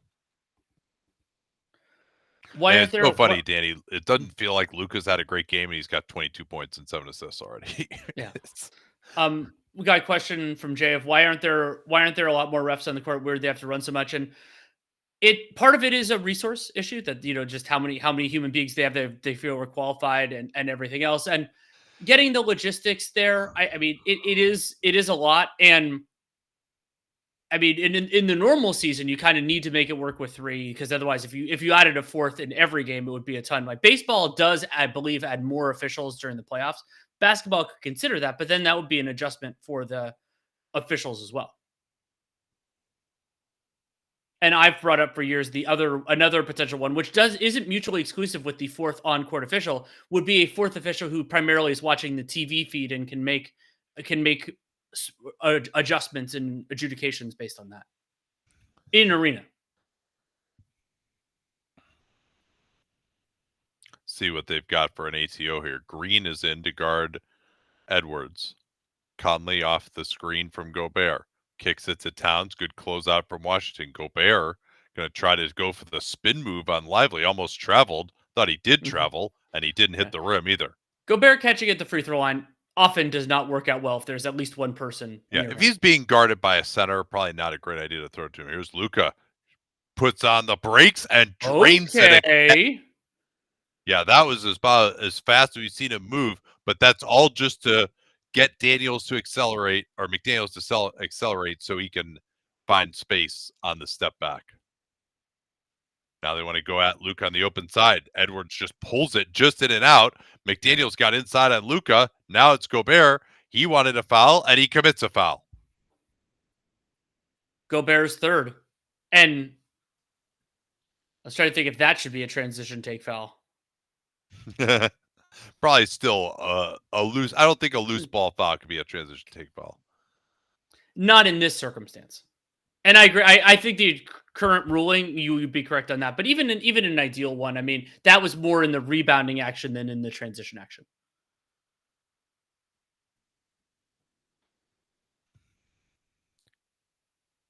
They set up a different double screening action that time. Luka gets to his spot and scores.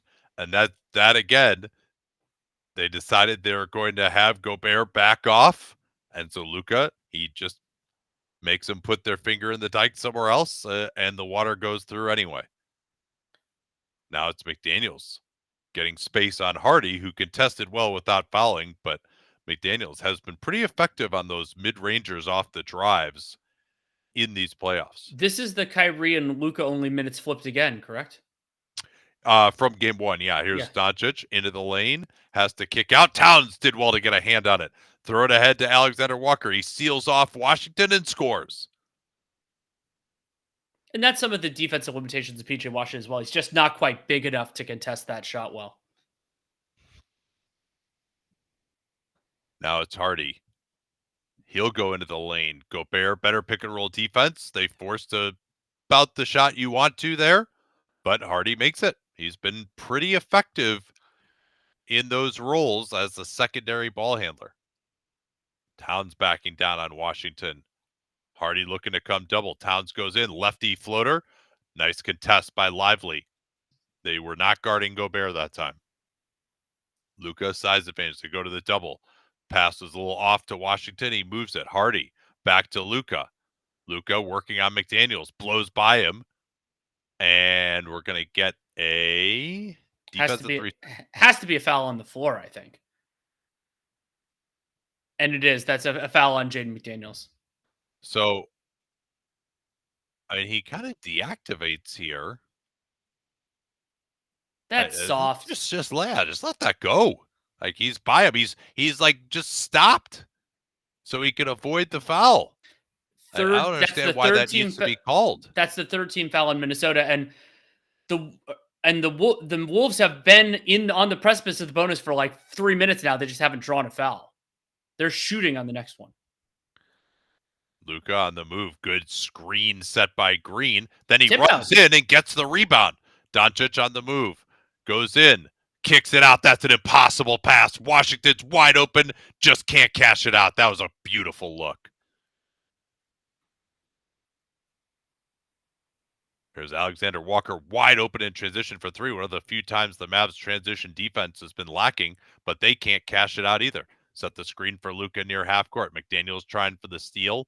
Still trying. Luka steps into the lane. Another wide open three set up, and Green cashes out on that weird sideways jumping three. And it's down to 5. Doncic has been absolutely slicing up Minnesota here in the third. 22-15 third quarter in favor of Dallas. Here's Towns as Gobert is out. Towns goes in. He got stripped by Washington. Towns couldn't get it above his head fast enough. And that was nice work by Jaden. Nice work by Jaden Hardy as the low man there. He cleansed and then got back into position. They try to pre-switch this. Here's Doncic going to pull. And nice rebounding there by the Wolves on that long one. And they almost throw it away to Edwards. Nice save into Reed. Edwards looking a little fatigued here. He's going to try Green. They try to get to the elbow off of Towns into the paint. Edwards kicks out. Alexander Walker wide open, and he just has not been able to find the range the last 3 games. And Jason Kidd's going to take a timeout here. I would maybe this will be a rest for Doncic.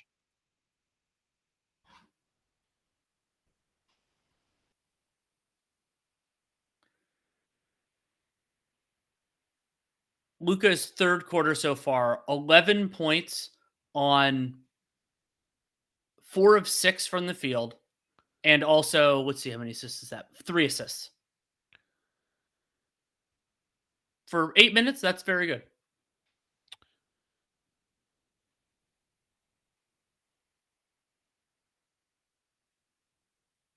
Yeah, you know what? I guess nobody's watching this with us right now relative to normal. I was like, yeah, the comments are a little louder. I'm like, oh yeah, it's the Friday of Memorial Day weekend. Like everyone's gonna is like in the car driving somewhere right now. I was just like, there are things nobody here. Like I have no conception of time. There are things other than basketball, but there's basketball.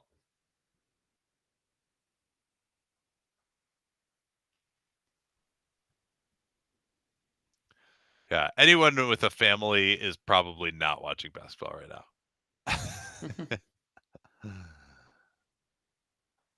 All right. Well, I appreciate the comments picking up a little bit. Mm-hmm. Good to hear from y'all. Yeah, it's not Memorial Day in Germany right now. That's true. The way Luka makes Jaden McDaniels look like an average defender. We just watched him at times do well against Jamal Murray. That's a fair point. And I mean, also Ant was phenomenal on Jamal Murray. Well, and McDaniels locked up Devin Booker as well. But like Luka, he actually doesn't get enough credit for his handle. Like his handle is,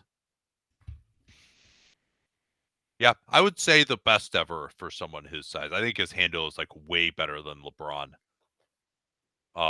Because more moves, sturdier. Yeah, he has so many more moves. He never gets it knocked away. So much changing speeds. Like LeBron didn't really have that type of game. Yeah, exactly. Like the Luka handling the pressure way better than Denver did. And that's exactly right. Like he's like, oh, you want to pressure me? Great. Like that's because all I got to do is get a shoulder past you and you're screwed at that point. Family sleeping, Nuggets are dead. Do this all weekend. I will let you know that we are not doing playback for tomorrow's Game 3 of Pacers Celtics. I assume we will be back for Sunday's Game 3 of this series. Oh yeah, for sure. For sure. Yeah, if I knew Halliburton were playing at 100%, we would absolutely do that game tomorrow. But I won't say necessarily no Eastern Conference playbacks. That will depend on how Game 3 goes, Halliburton and all that type of stuff. But we're not doing Game 3. And then if you want to hear us talk about this game, you can Dunked on Prime. We will have it out tonight at some point. Bill says, luckily this woman asked me to meet her yesterday, and I'm free for the West Bachelor. Yeah, Bill's gonna be going out with this woman every other day, whatever the East plays.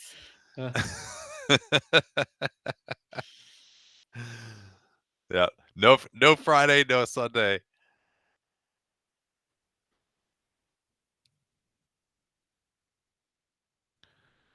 All right, 5-point game. Let's check the lineups here.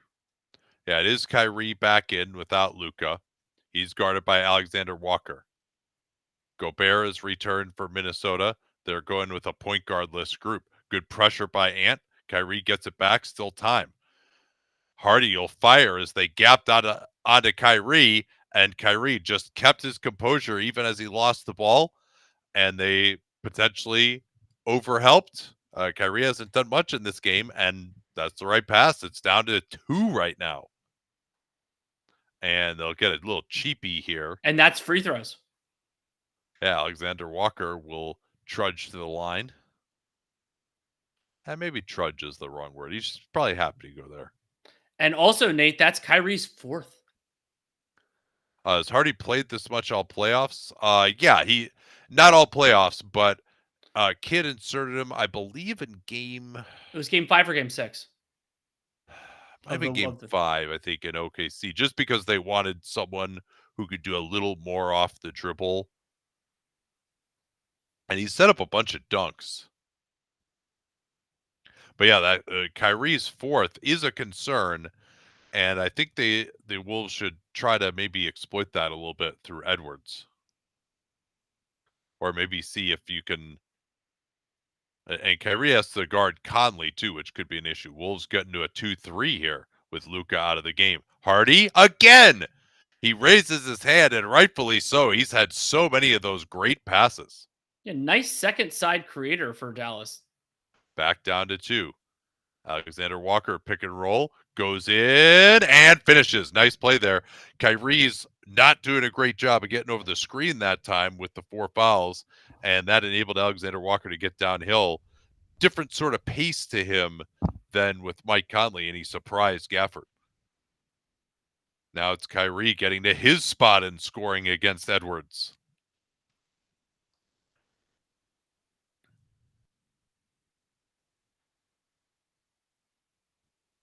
Now it's Anderson working against Hardy. Gets into the lane. Gobert. Nice footwork to finish there. Wasn't enough help there from the Mavs. And that's actually one way to kind of counter not defending Kyle Anderson and Gobert when they're on the floor together, is just run in action with both of them. And it looked like there were guys there, and then one of them decided to fall down. Now Kyrie can't finish. He gets sent into the cameras, and Wolves get the ball in the rebounding.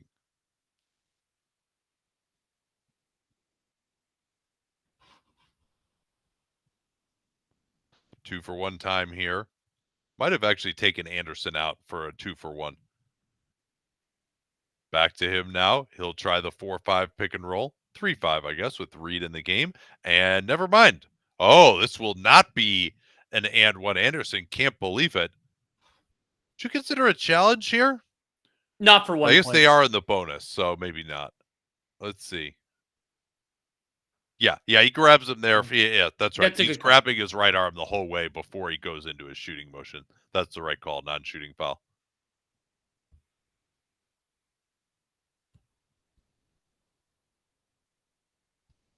Yeah, neither team has used their challenge as yet, right? Correct.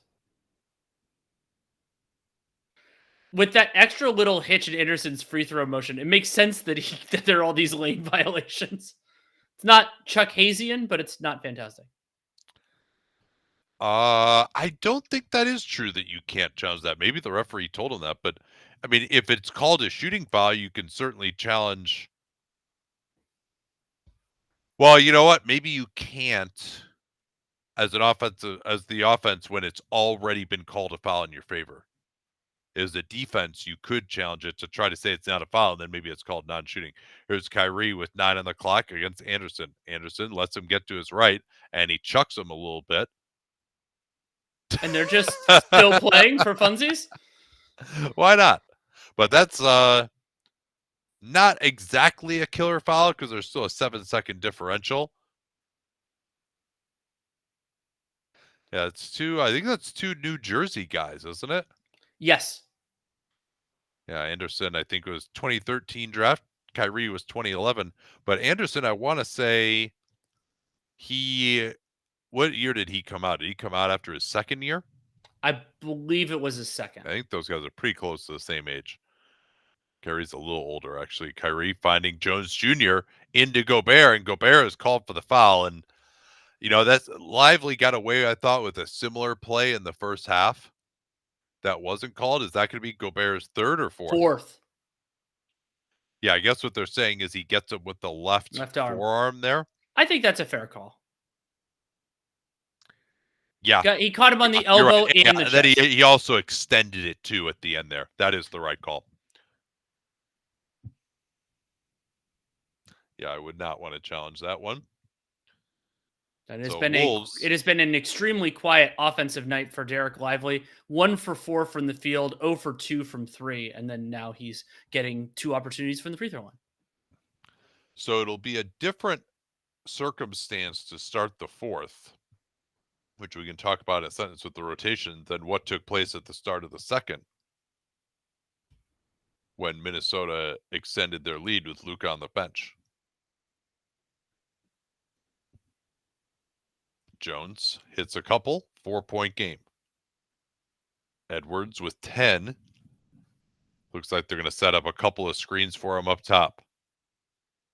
Jones gets through it. Flare screen for Reed is good. Nice play there, set up by Chris Finch. They've run a lot of those for their shooting bigs. And then Alexander Walker gets a shot block about as far from the basket as you'll ever see. But this is a huge three here. Green gets fooled. He's trying to take the roll just for a second. Gobert flips it around and prevents him from getting out to his man. So Minnesota looked like they could be on the ropes. It got down to 2. Luka goes out, and they've got at least a little bit of a lead to play with here. Let's talk about what it's going to look like at the start of the fourth quarter. I presume Luka is going to be back in at that point.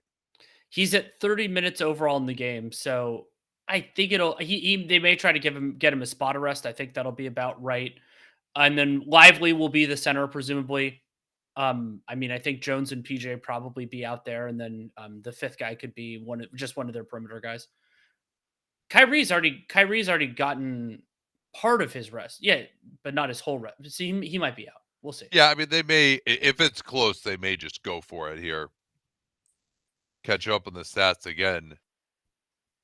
Not Luka Mavs have 3 3-pointers in the game, but 2 of those 3 came in the third quarter. Oh, baby. They got Hardy and Josh Green, I think each had 1 there. So that's a veritable treasure trove of other guy threes. And the Wolves, again, have shot it well from downtown. They're 10 out of 25. Reed is 5 for 5 and has 15 points. Those are his only field goals. Meanwhile, Towns struggling. He had a nice little jag just at the start of the quarter and has gotten to the line, but he's 4 of 15. Likewise with Edwards. Mm-hmm. So 8 of 30 combined for the 2 Wolves stars, but their support guys have knocked down the threes. Would you ever consider challenging a questionable call to give your star longer rest? No, I would not. The weird bad one that I don't ever want to see a team do, but I've thought of a couple times, is like try to get one of your lesser players, see if you could get them involved in a skirmish so that the refs review that to get your guys some rest. Like if it's like a little bit of like a double technical, they spend 3 minutes to review it. I would hate the league if that ended up becoming prevalent, but it would work at least once. Yeah, the Woods reported the Mike Brown extensions talk stalling. Yeah, it could still get done, but does seem like they are. Does seem like there have been multiple reports. Like James Ham had a report on this too of Vivek kind of cheaping out because he isn't happy with Brown because in his second year they quote unquote regressed and didn't make the playoffs, which is absurd.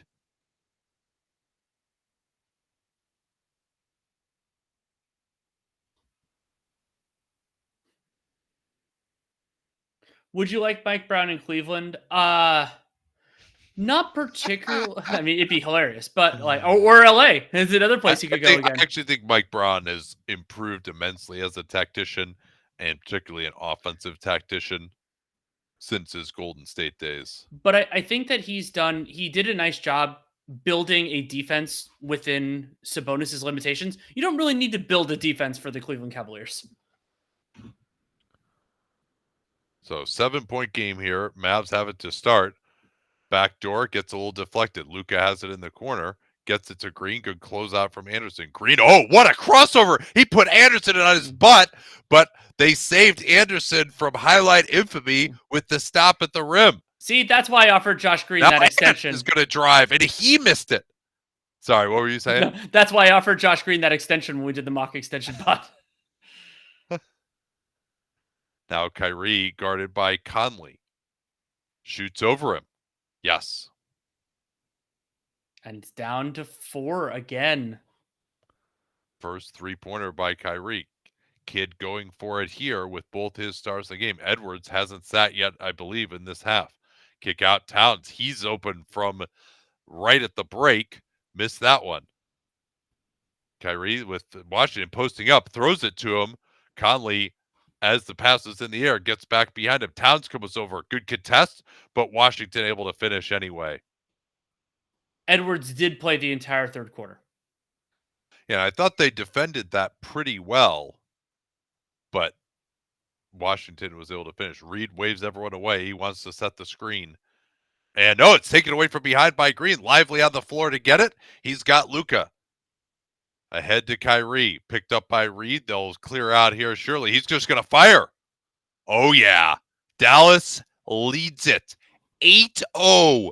Start to the quarter for the Dallas Mavericks. They do it in the course of 3 possessions. 2 Kyrie threes, neither of which required a dribble. And PJ Washington posting up in transition. Wolves missed 2 pretty good shots. They got the Edwards miss at the rim in transition. And then they also got that Towns wide open 3 miss as well. And this is trouble for the Wolves. Do they get Gobert back in here, you think? He has played 30 minutes. It wouldn't be insane. But he's also at 4 fouls. So I would bring him back in and try to get another rest, like a quick one mid-quarter. And Nate, obviously the other reason why Mike Brown is on the hot seat is how can you not make the playoffs when you have a second-team All-NBA player on your roster? Third team is what he actually made. Yeah, that's what he actually made. I guess that's true.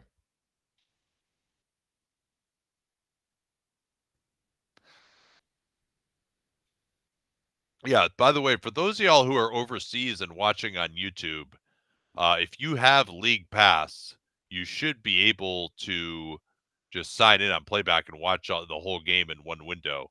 Or you can VPN it to England seems to be the best practice.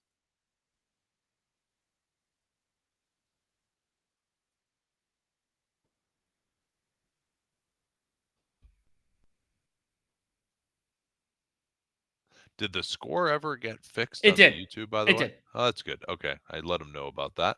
Yeah. Thank you for doing it.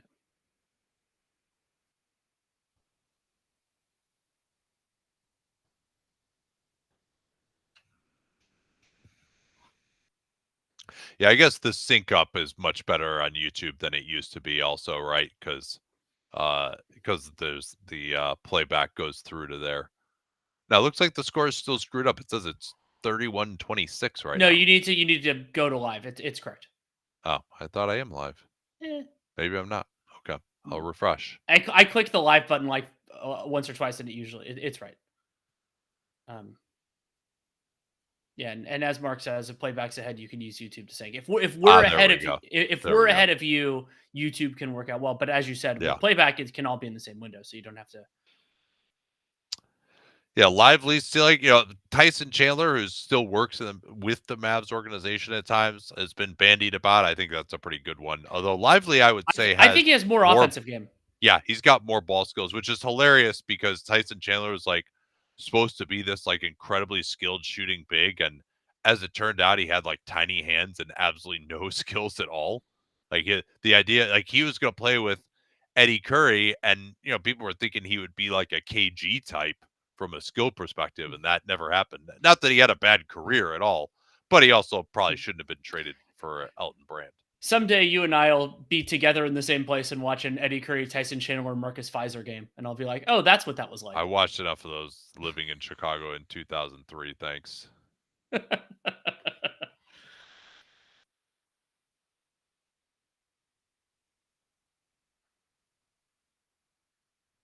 Sims asked if Lively will shoot threes. I'm not sure. I think that they're theoretically talking like could. He might. Give him a couple of years. I think there's a possibility. We'll see, though. I think it's also one of those things where you don't really want him doing that. So Conley is back. Here's Reed, releases to Anderson. Here's Edwards. He felt Green behind him. Good step up by Luka. Now Reed on the attack. He goes to a tough floater. He hasn't hit a 2 yet, and Dallas can build on this. That was an ambitious attempt from Naz Reid. Jason Kidd wants to get Washington the ball, and he just lost it.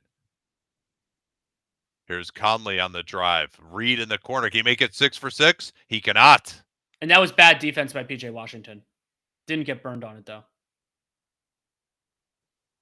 Now Luka going at Towns. He gets out of there quickly. They'll rescreen. Towns now is too late getting up there. They get it to Lively. They're in rotation. PJ Washington, Lord of the corner three, can't hit that one. Anderson waves everyone ahead. Wants to interact with Towns here. Pick and pop. Good dig by Kyrie off of Ant. Now Towns will work on it. Nowhere to go. They're helping off of Anderson. Anderson will set the screen. Kyrie trying to keep Ant off of the screen. Now he uses it. Ant going in. Has to kick out. Reed, late clock. And he's now 6 of 7. What a shot. And his three is just awesome. The lack of the speed of the release there, really impressive. Yes, particularly because he shoots a set shot. It's hard to get that off that quickly, and probably an overhelp there. Here's Doncic going at the two bigs, clears everyone, can't get that, and Green can't squeeze the board either. Yeah, a little bit past Josh Green, and so this is a little bit of a lifeline for Minnesota. I mean, they're still in good position, but it looked like Dallas had the momentum. Yeah, right there, PJ. I think he's just assuming that Edwards is going to shoot it. That was actually a great pass by Edwards that late in the clock, but PJ could have gotten back to Reed a little earlier. He was kind of just standing there watching what Edwards was going to do. Gobert's back in. No contact on the screen. Rescreen. Nice pass there by Edwards. Oh, and Washington came from the weak side to take that away from Gobert. Great help there by Washington. Now it's Kyrie looking for another catch and shoot three, and he's 3 of 3 in the quarter. Dallas back in front. And now the rest of the team has 6 threes and Luka has 4. Yeah, the first two were more catch, hold, and shoots from Kyrie. And he's taken on the challenge of Edwards here as well in this lineup. Here's Gobert downhill, going at Lively. No. Oh, and Lively fouled him, which is just, maybe they're going to call this on Luka, but you can't foul Gobert in that situation. Yeah, maybe they're just saying Lively pushed him or something. They did call it on Lively. It is his first team foul on the Mavs. Yeah, so he gets the ball cleanly, but he did have his hand in the small of Gobert's back.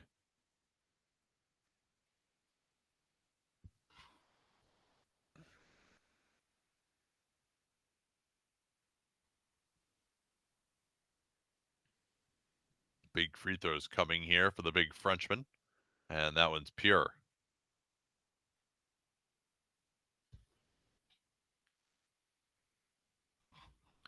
Yeah, the Wolves, after winning the first two on the road against the defending champion Nuggets, now face the prospect of losing the first two at home to the upstart Mavericks. Minnesota's offensive rebound rate has also dropped significantly to 32%, 33% for the game when it was at 40 close to halftime. So a couple of free throws from Gobert. He's at 14 points. They're going back to that double screening action. Let's see how they guard it. Not well is the answer. Not well at all. They just, Gobert, and because they're screening so well, it's two screens. They want to keep the same guy on Kyrie. They don't want to switch it. And so Gobert is just hung out there for too long. Conley almost got a technical there, which would be rare. Anderson missed that shot at the elbow. Minnesota, are they starting to unravel a little bit emotionally here? Same play. Kyrie again. That time he doesn't engage Gobert. He'll probably want to rescreen. No, he tried to step back and McDaniels wasn't there. Now he moves off the ball. Double team. Releases Washington. Washington, I think that might have been a pass. He gets it back off the front rim, and then he airballs it. Somehow, if that wasn't a pass, it was a shot, and he somehow left the second shot even shorter than the first one. He passed the shot, and he shot the pass. Good defense by Jones. Wouldn't let Conley use the screen. He has to go back the other way. Reed on the pick and pop. Jones can't get there, and Naz Reed is 7 for 8 from downtown. And I think you would seriously have to consider closing with him over Towns at this point, the way he's shooting the ball.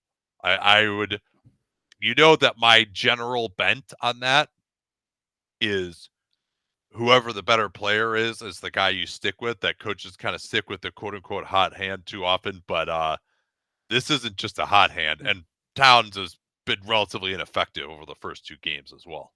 And also the defensive difference between those two, where Towns did to me a meaningfully better job on Jokic, other than the Naz Reid blocks. You don't need that as much in this series because Dallas doesn't play the same kind of personnel. So Reed's he's 7 for 8 on threes, and as Brazel said, the rest of the team is 5 for 21. Incredible. Why do they keep leaving Naz Reid open? I mean, it's basically because Gobert sets a good screen, right? Like a lot of these actions, I mean, some have been in transition. Some have been, they probably shouldn't have helped as much off of him as they did. But some of them have been just during well-designed plays where Gobert is a kind of a 2-man screening action of some ilk. Gobert sets a good screen. Then he's going to roll hard to the rim. And Reed's man is kind of the guy who's responsible for taking that guy rolling to the rim and then also has to close out to him. And so it's really hard to do, especially if you're a 4-man or a 5-man trying to make that play. Why don't they just force threes from the Mavs wings? Blitz them, tag the Roy, live with the threes from PJ, Derek Jones Jr., etc. Yeah, I mean, they might consider that. Would think that especially if they get McDaniels back in the game, they could try to fly around on the backside. Part of the problem, though, is they actually don't have great rim protection because Gobert is the guy who's going to be blitzing in most cases. Now, I might consider actually putting Gobert on Derek Jones Jr. because he's not going to set as good of a screen either. But Jones Jr. is capable of making plays. Or just trying to pre-switch and keep Gobert out of it completely. But if Gobert's going to get out on the floor hard, then, I mean, they're not used to playing like that, right? Like they always play a drop, so they're not used to, like OKC is much different, right? They're used to putting 2 on the ball and having Shea as the low man and all that stuff. So that's it's just not how they've normally played. It gets Gobert away from the rim, but yeah, I mean, it's certainly a question worth asking. I thought that making the Mavs role players beat them, and not necessarily beat them by leaving them wide open, but just like we'll leave them open at the start, and then we'll play out of that and try and close them down. I think should be more of a focus for sure.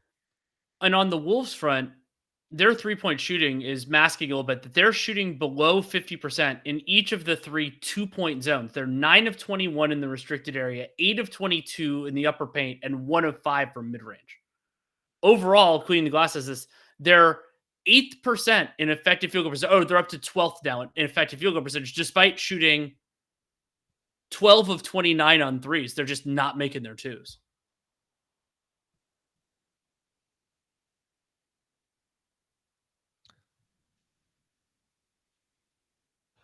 Yeah, some of these are just transition. Well, and also like guys not selling out. Yeah. If Naz Reid puts the ball on the floor, you're okay. He is a good driver, but it hasn't been that effective. Not that Luka good. off the screen, going at Anderson, gets to his spot. Yeah. Oh, that was gross. That is just so good. And we've seen Gobert, even against Jokic, he had that timed out pretty well, and that time Luka beat him. There's Conley. Blocked. That's it. Blocked, and Reed was going to be open. Now Luka throws it up again. Gafford has it. He goes down, and he finishes it somehow. No foul. Conley's shoe fell off, and Gafford with the finish. Dallas is back up. What a pass and what a catch. Now Anderson on the attack. Tries to get the back door. Swing it back to Reed. Closed down by Washington. And Naz Reid dunks it. That's it's not necessarily that you want to just willy-nilly run him off the line. But that was a really nice job by Gobert occupying Gafford on the help. Agreed. And we're going to get an offensive foul here on Jones Jr. setting the screen. And Conley can finally get his shoe back on. Yeah, that's a great block by Gafford. Conley thought, and so they actually switched that. They changed up their defense on that little flare screen play to just put Gafford on Conley.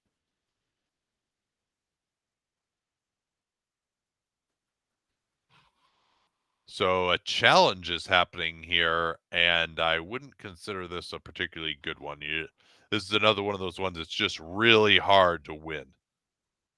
But after yesterday, what means anything if a loose ball rebounding foul got overturned? Let's check this out here. Weren't there 2 challenges we disagreed with yesterday that were both successful? Yeah.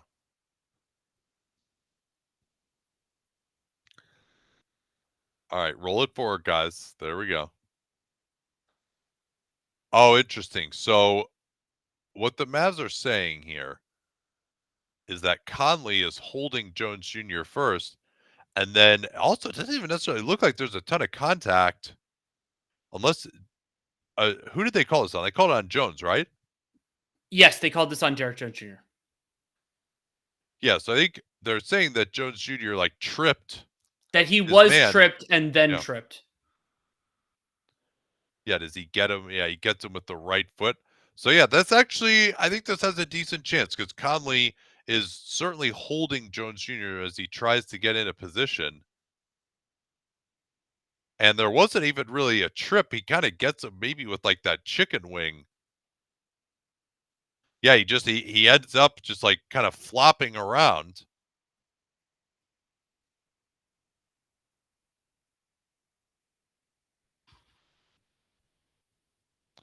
Yep, so it will be a defensive foul on Conley.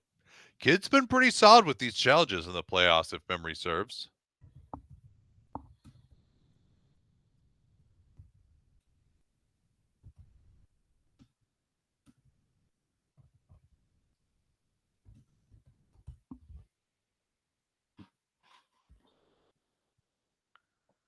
So let's set the matchups now. Wolves have their starting group, except it's Reed for Towns. And then Lively instead of Gafford. That'll probably be it for the duration, you would think. Now they want to go at Conley and pick and roll. They haven't done much of that. They'll just switch this. Can he guard Kyrie in an ISO? Here he goes. Kyrie trying to get to his spot. Forced him left. Goes Fouled back him. right. And Conley with his second foul of the possession with 3.9 to shoot. Conley is a low foul player. That is his third of the game, but you still are a little concerned as Minnesota that you could kind of get into some trouble. Yeah, he does. He gets him just a little bit with the body as he's landing. Pretty darn good defense. I mean, that was a really tough one. Like, he doesn't get underneath him at all. And Kyrie misses the first. Missed Dallas free throws in crunch time. Yeah, Mavs, one of the worst free throw shooting teams, but usually Kyrie not a culprit in that. Correct. Overall team foul situation, 2 on Minnesota, 1 on Dallas. So that means we're probably not going to be in too much difficulty before the final 2 minutes. Minnesota, both teams still have a Ulioli left, so we might get some stoppages in the next little bit. And Doncic and Irving have both gone this whole fourth quarter, so I imagine Kidd will use that step up by Reed.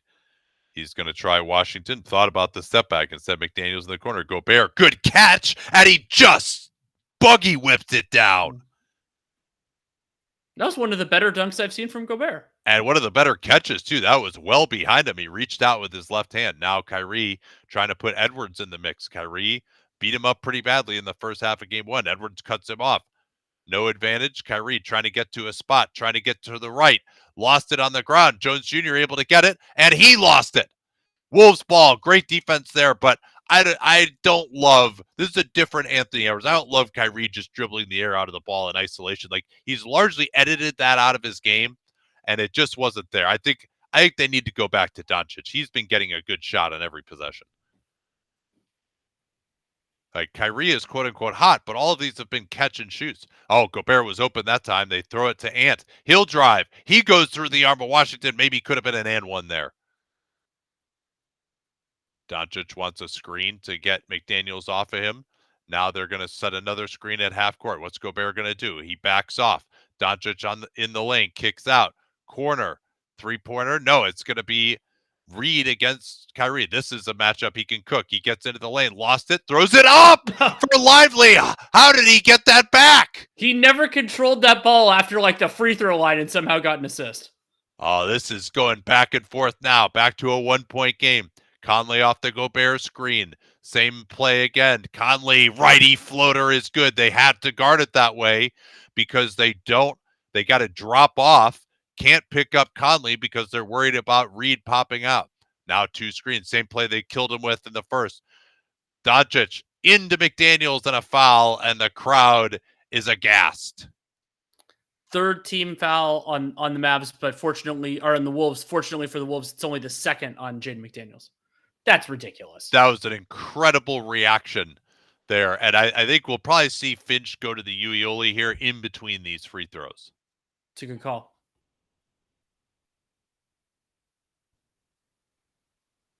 We might actually see timeouts on consecutive possessions here. So worth noting there on that double screening action, they now have Gobert laying back again. And yeah, that's a foul on McDaniels. He's got the arms forward. Luka goes up through them, and that is a foul. And Kyrie Irving going to the bench. That means Jason Kidd is definitely calling a timeout after this possession. Now, what could burn him would be a Wolves offensive rebound that takes it down under 3 minutes. Sure. Luka makes it, and yeah, this will be Finch with his timeout. Yeah, I don't know why he didn't just call it in between the free throws.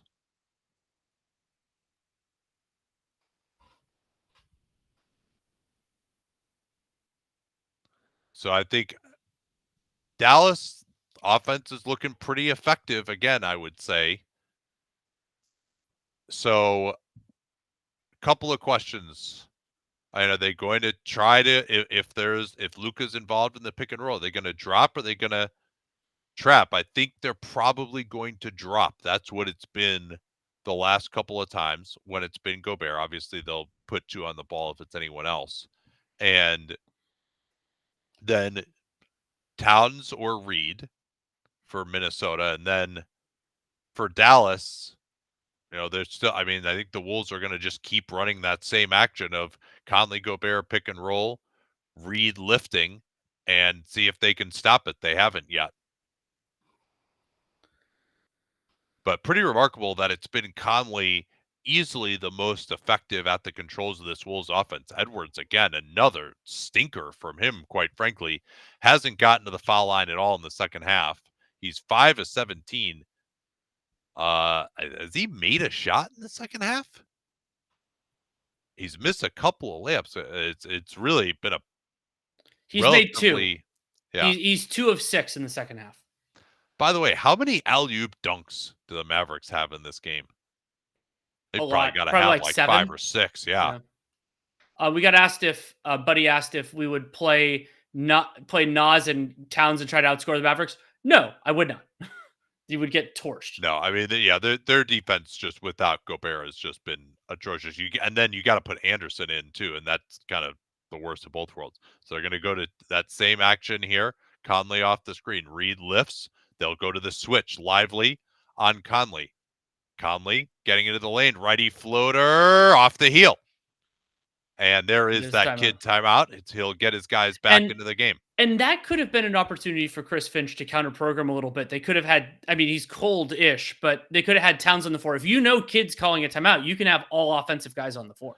Well, what I would say, too, is, so who's guarding Edwards right now? It's Jones. So maybe they feel like they can switch that. But Conley is not like your number one guy being a switch. So would you just run that same play but make Edwards the ball handler? And if they want to switch it, then let Edwards go one-on-one? I like that. Or you could even get Lively switch. I guess if Lively's going to switch out on a Conley, then you probably move the ball to the weak side and let Edwards attack from there. That's actually probably the best way to do it, I think. What are the Mavs doing on offense that Denver didn't or couldn't do? Number one thing is just having unbelievable pick and roll attack. That's like the Luka Doncic is just, I don't know that he's a better offensive player than Jokic, but in this matchup, I think he pretty clearly is. He's the best pick. He's the best pick and roll ball handler in the league. Unless I'm missing someone. He might be the best pick and roll player ever, honestly. He doesn't get a chance to show it as much because teams just blitz him, and he still is able to, I think, and out of that circumstance, I think he's the best passer ever for sure. And the one thing you might say is that his three ball's not that reliable. Same play again. They throw it up, and Lively got pushed to the back, had to come down with it, but rightfully took his time as Gobert had to step up. Dallas back in front. This could be the series here, this last 3 minutes. Washington calls the switch. Oh, they miscommunicated. Conley could have taken a three, ran the play. Now he's going to get it in the lane, and he finishes. Gobert kind of tied up Lively, who couldn't get over there. Neither team finding much to stop the other. Back to the double screening action here. Conley hedges out. They roll out of there. Doncic getting around McDaniels, goes into two guys, kicks it out. What a pass that is. Jones Jr. for three. Tipped out by Doncic. Kyrie, catch and shoot. Oh, just rims out.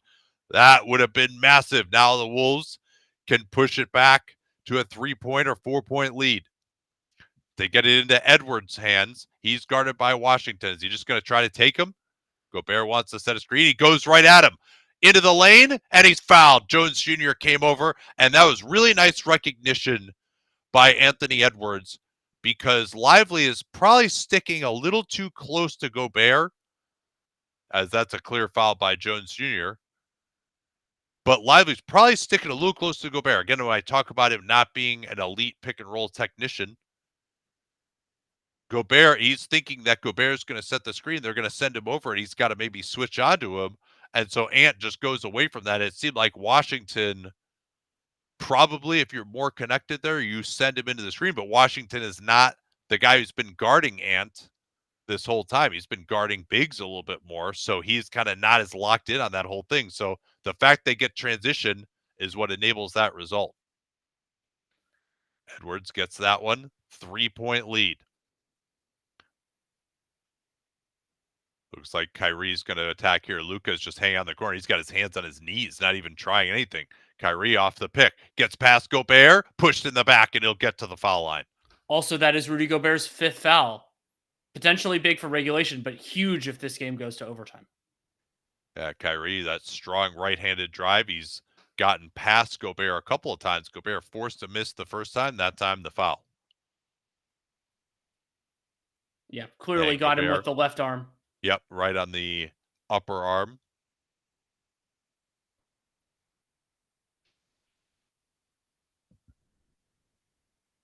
So critical free throws here for Irving.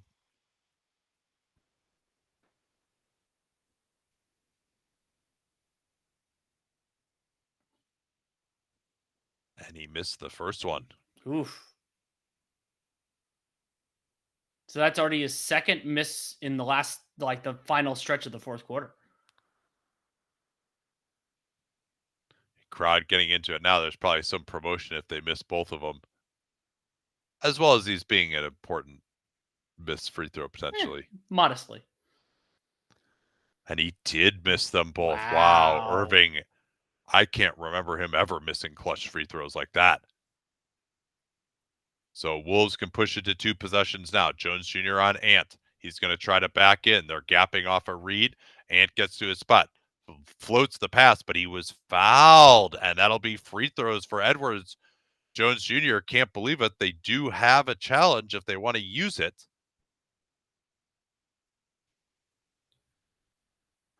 He just barely has his arm. That whole arm lockup thing. And Edwards, I believe he only took 2 free throws in game 1, and now these will be his 8th and 9th of game 2. So a huge swing at the foul line. Irving could have cut it to 1.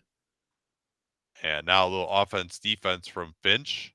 They take out Rudy. I think Rudy not pleased that he was going out, and especially replaced by Anderson. You consider the history between those guys. Yeah, Rudy, he is not happy at being taken out right now. He does have the 5 fouls, though. And Ant does get that one. 5-point lead. Dallas has probably 3 possessions left here without fouling. Luka going to come off the Lively screen, get the switch. That's why they put Anderson in the game, to give him a different look. Luka's going to try 1-on-1. He sets up Irving. He gets into the lane, kicks out Jones. Now Luka. Good rotation by Ant. They throw it to the Irving in the corner, and he hits it. Beautiful composure by Luka Doncic. He knew if there were two on him, someone would be open, and Kyrie managed to get open in the corner, back to a 2-point game.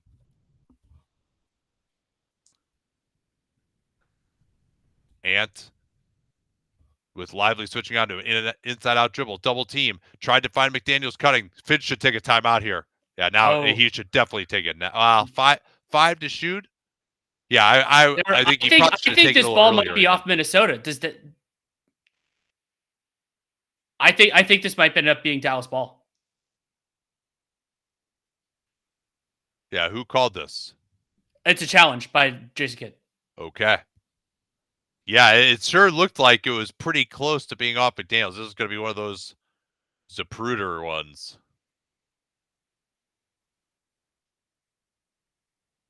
And so this is Jason Kidd's last challenge, but this is a completely worthwhile one based on my first look live.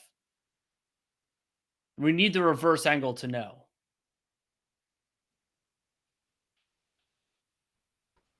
And what a huge call this would be, because if Dallas gets it here, then that gives them plenty of time to try to get, it's not really a 2-for-1 because the situation is a little bit more complicated than that, but to get multiple looks here. Sure.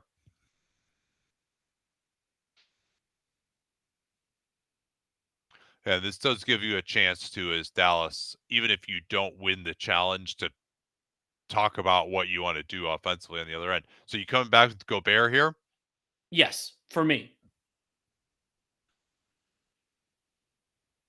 Let's see it. Oh, it's going to be one of these. Fuck. Unless it hit Luka's hand. I don't think it did. Yeah, Kyrie knew. He fouled him, and that's why he called for the challenge. That's an obvious foul. Oh, yeah. I mean, I don't know. That angle, you can't tell the depth of the ball relative to Luka's hand. That initial so angle. It definitely is not off Kyrie. It's either McDaniels or Luka. And man, that is a killer. I mean, it's not the end of the world for Minnesota because, quite frankly, yep, and yeah, the ball is below Luka's hand there too. I like that they're showing us all the angles that aren't the angle I want. It's just a cavalcade of wrong camera angles. Yeah, but there's only 5 to shoot, so it's not a massive scoring attempt that Minnesota is being deprived of here. And frankly, McDaniels was just stuck with nowhere to go. So this is, I'm not going to say it's a just result, but it's a less unjust one. Yeah, no, didn't touch below, unless he brings his hand down. I think his hand is behind it, though. Yeah, I think it's behind it. The other angle shows that his Luka's hand is behind it.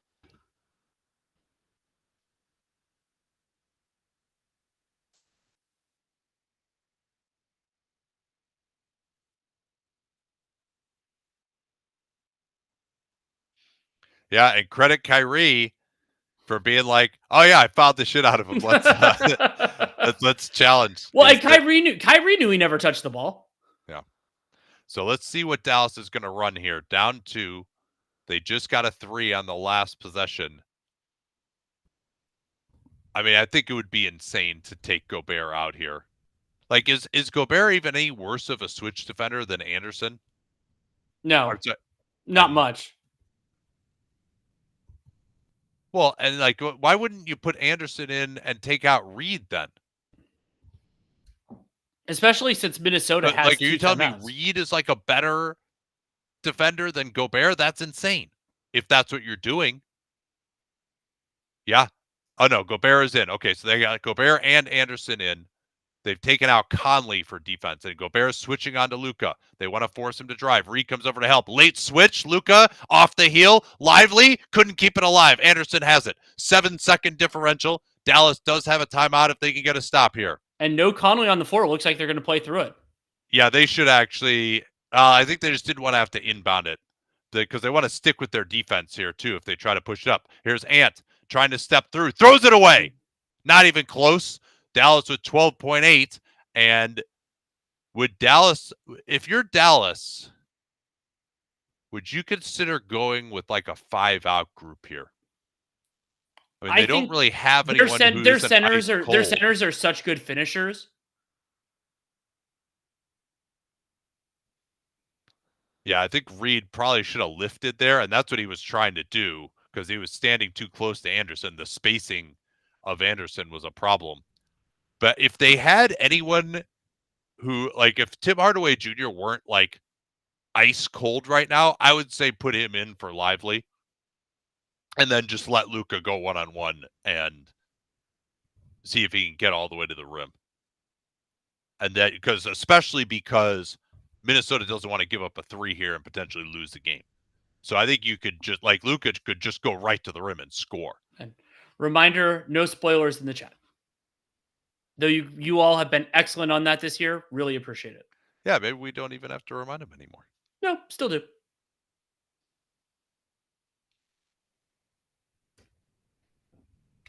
So as Dallas, you're on the road. Is your primary on this a 3 or a 2? No, it probably is a 3. And, maybe it's Luka handling, trying to get Kyrie popping out off of something for a 3. But then Luka obviously can try to get into the lane as well. Wolves have their defensive group out there. I might have even considered Alexander Walker here instead of Reed. Luka coming to the ball up top against McDaniels. Screen set by Lively. Gobert is out there. He switches onto him. Luka going to look to step back here.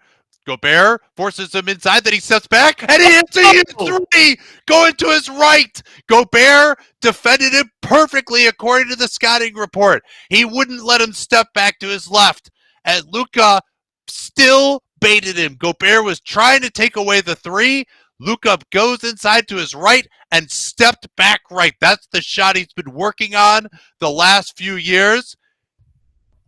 And he's definitely got something to say about it to the Defensive Player of the Year.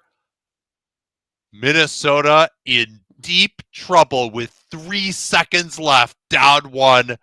What a legendary shot that is from Doncic. And Dallas can go with some intense defensive subs here. Like they could put all of their guys on the floor. I mean, do you go to try to a switchable lineup? Do you go big? What are you trying to do here as Dallas? Well, yeah, I think you keep your rim protector in, surely. Because also if they try to get something to the rim quickly with 3 seconds left, maybe they can't get all the way to the basket. So, yeah, it's a good question. Do you want to – I mean, I think they could also just switch with Lively too. I mean, I think basically the moment someone catches you're probably going to not guard the inbounder maybe and have that guy take the first pass. They have another timeout if they need it.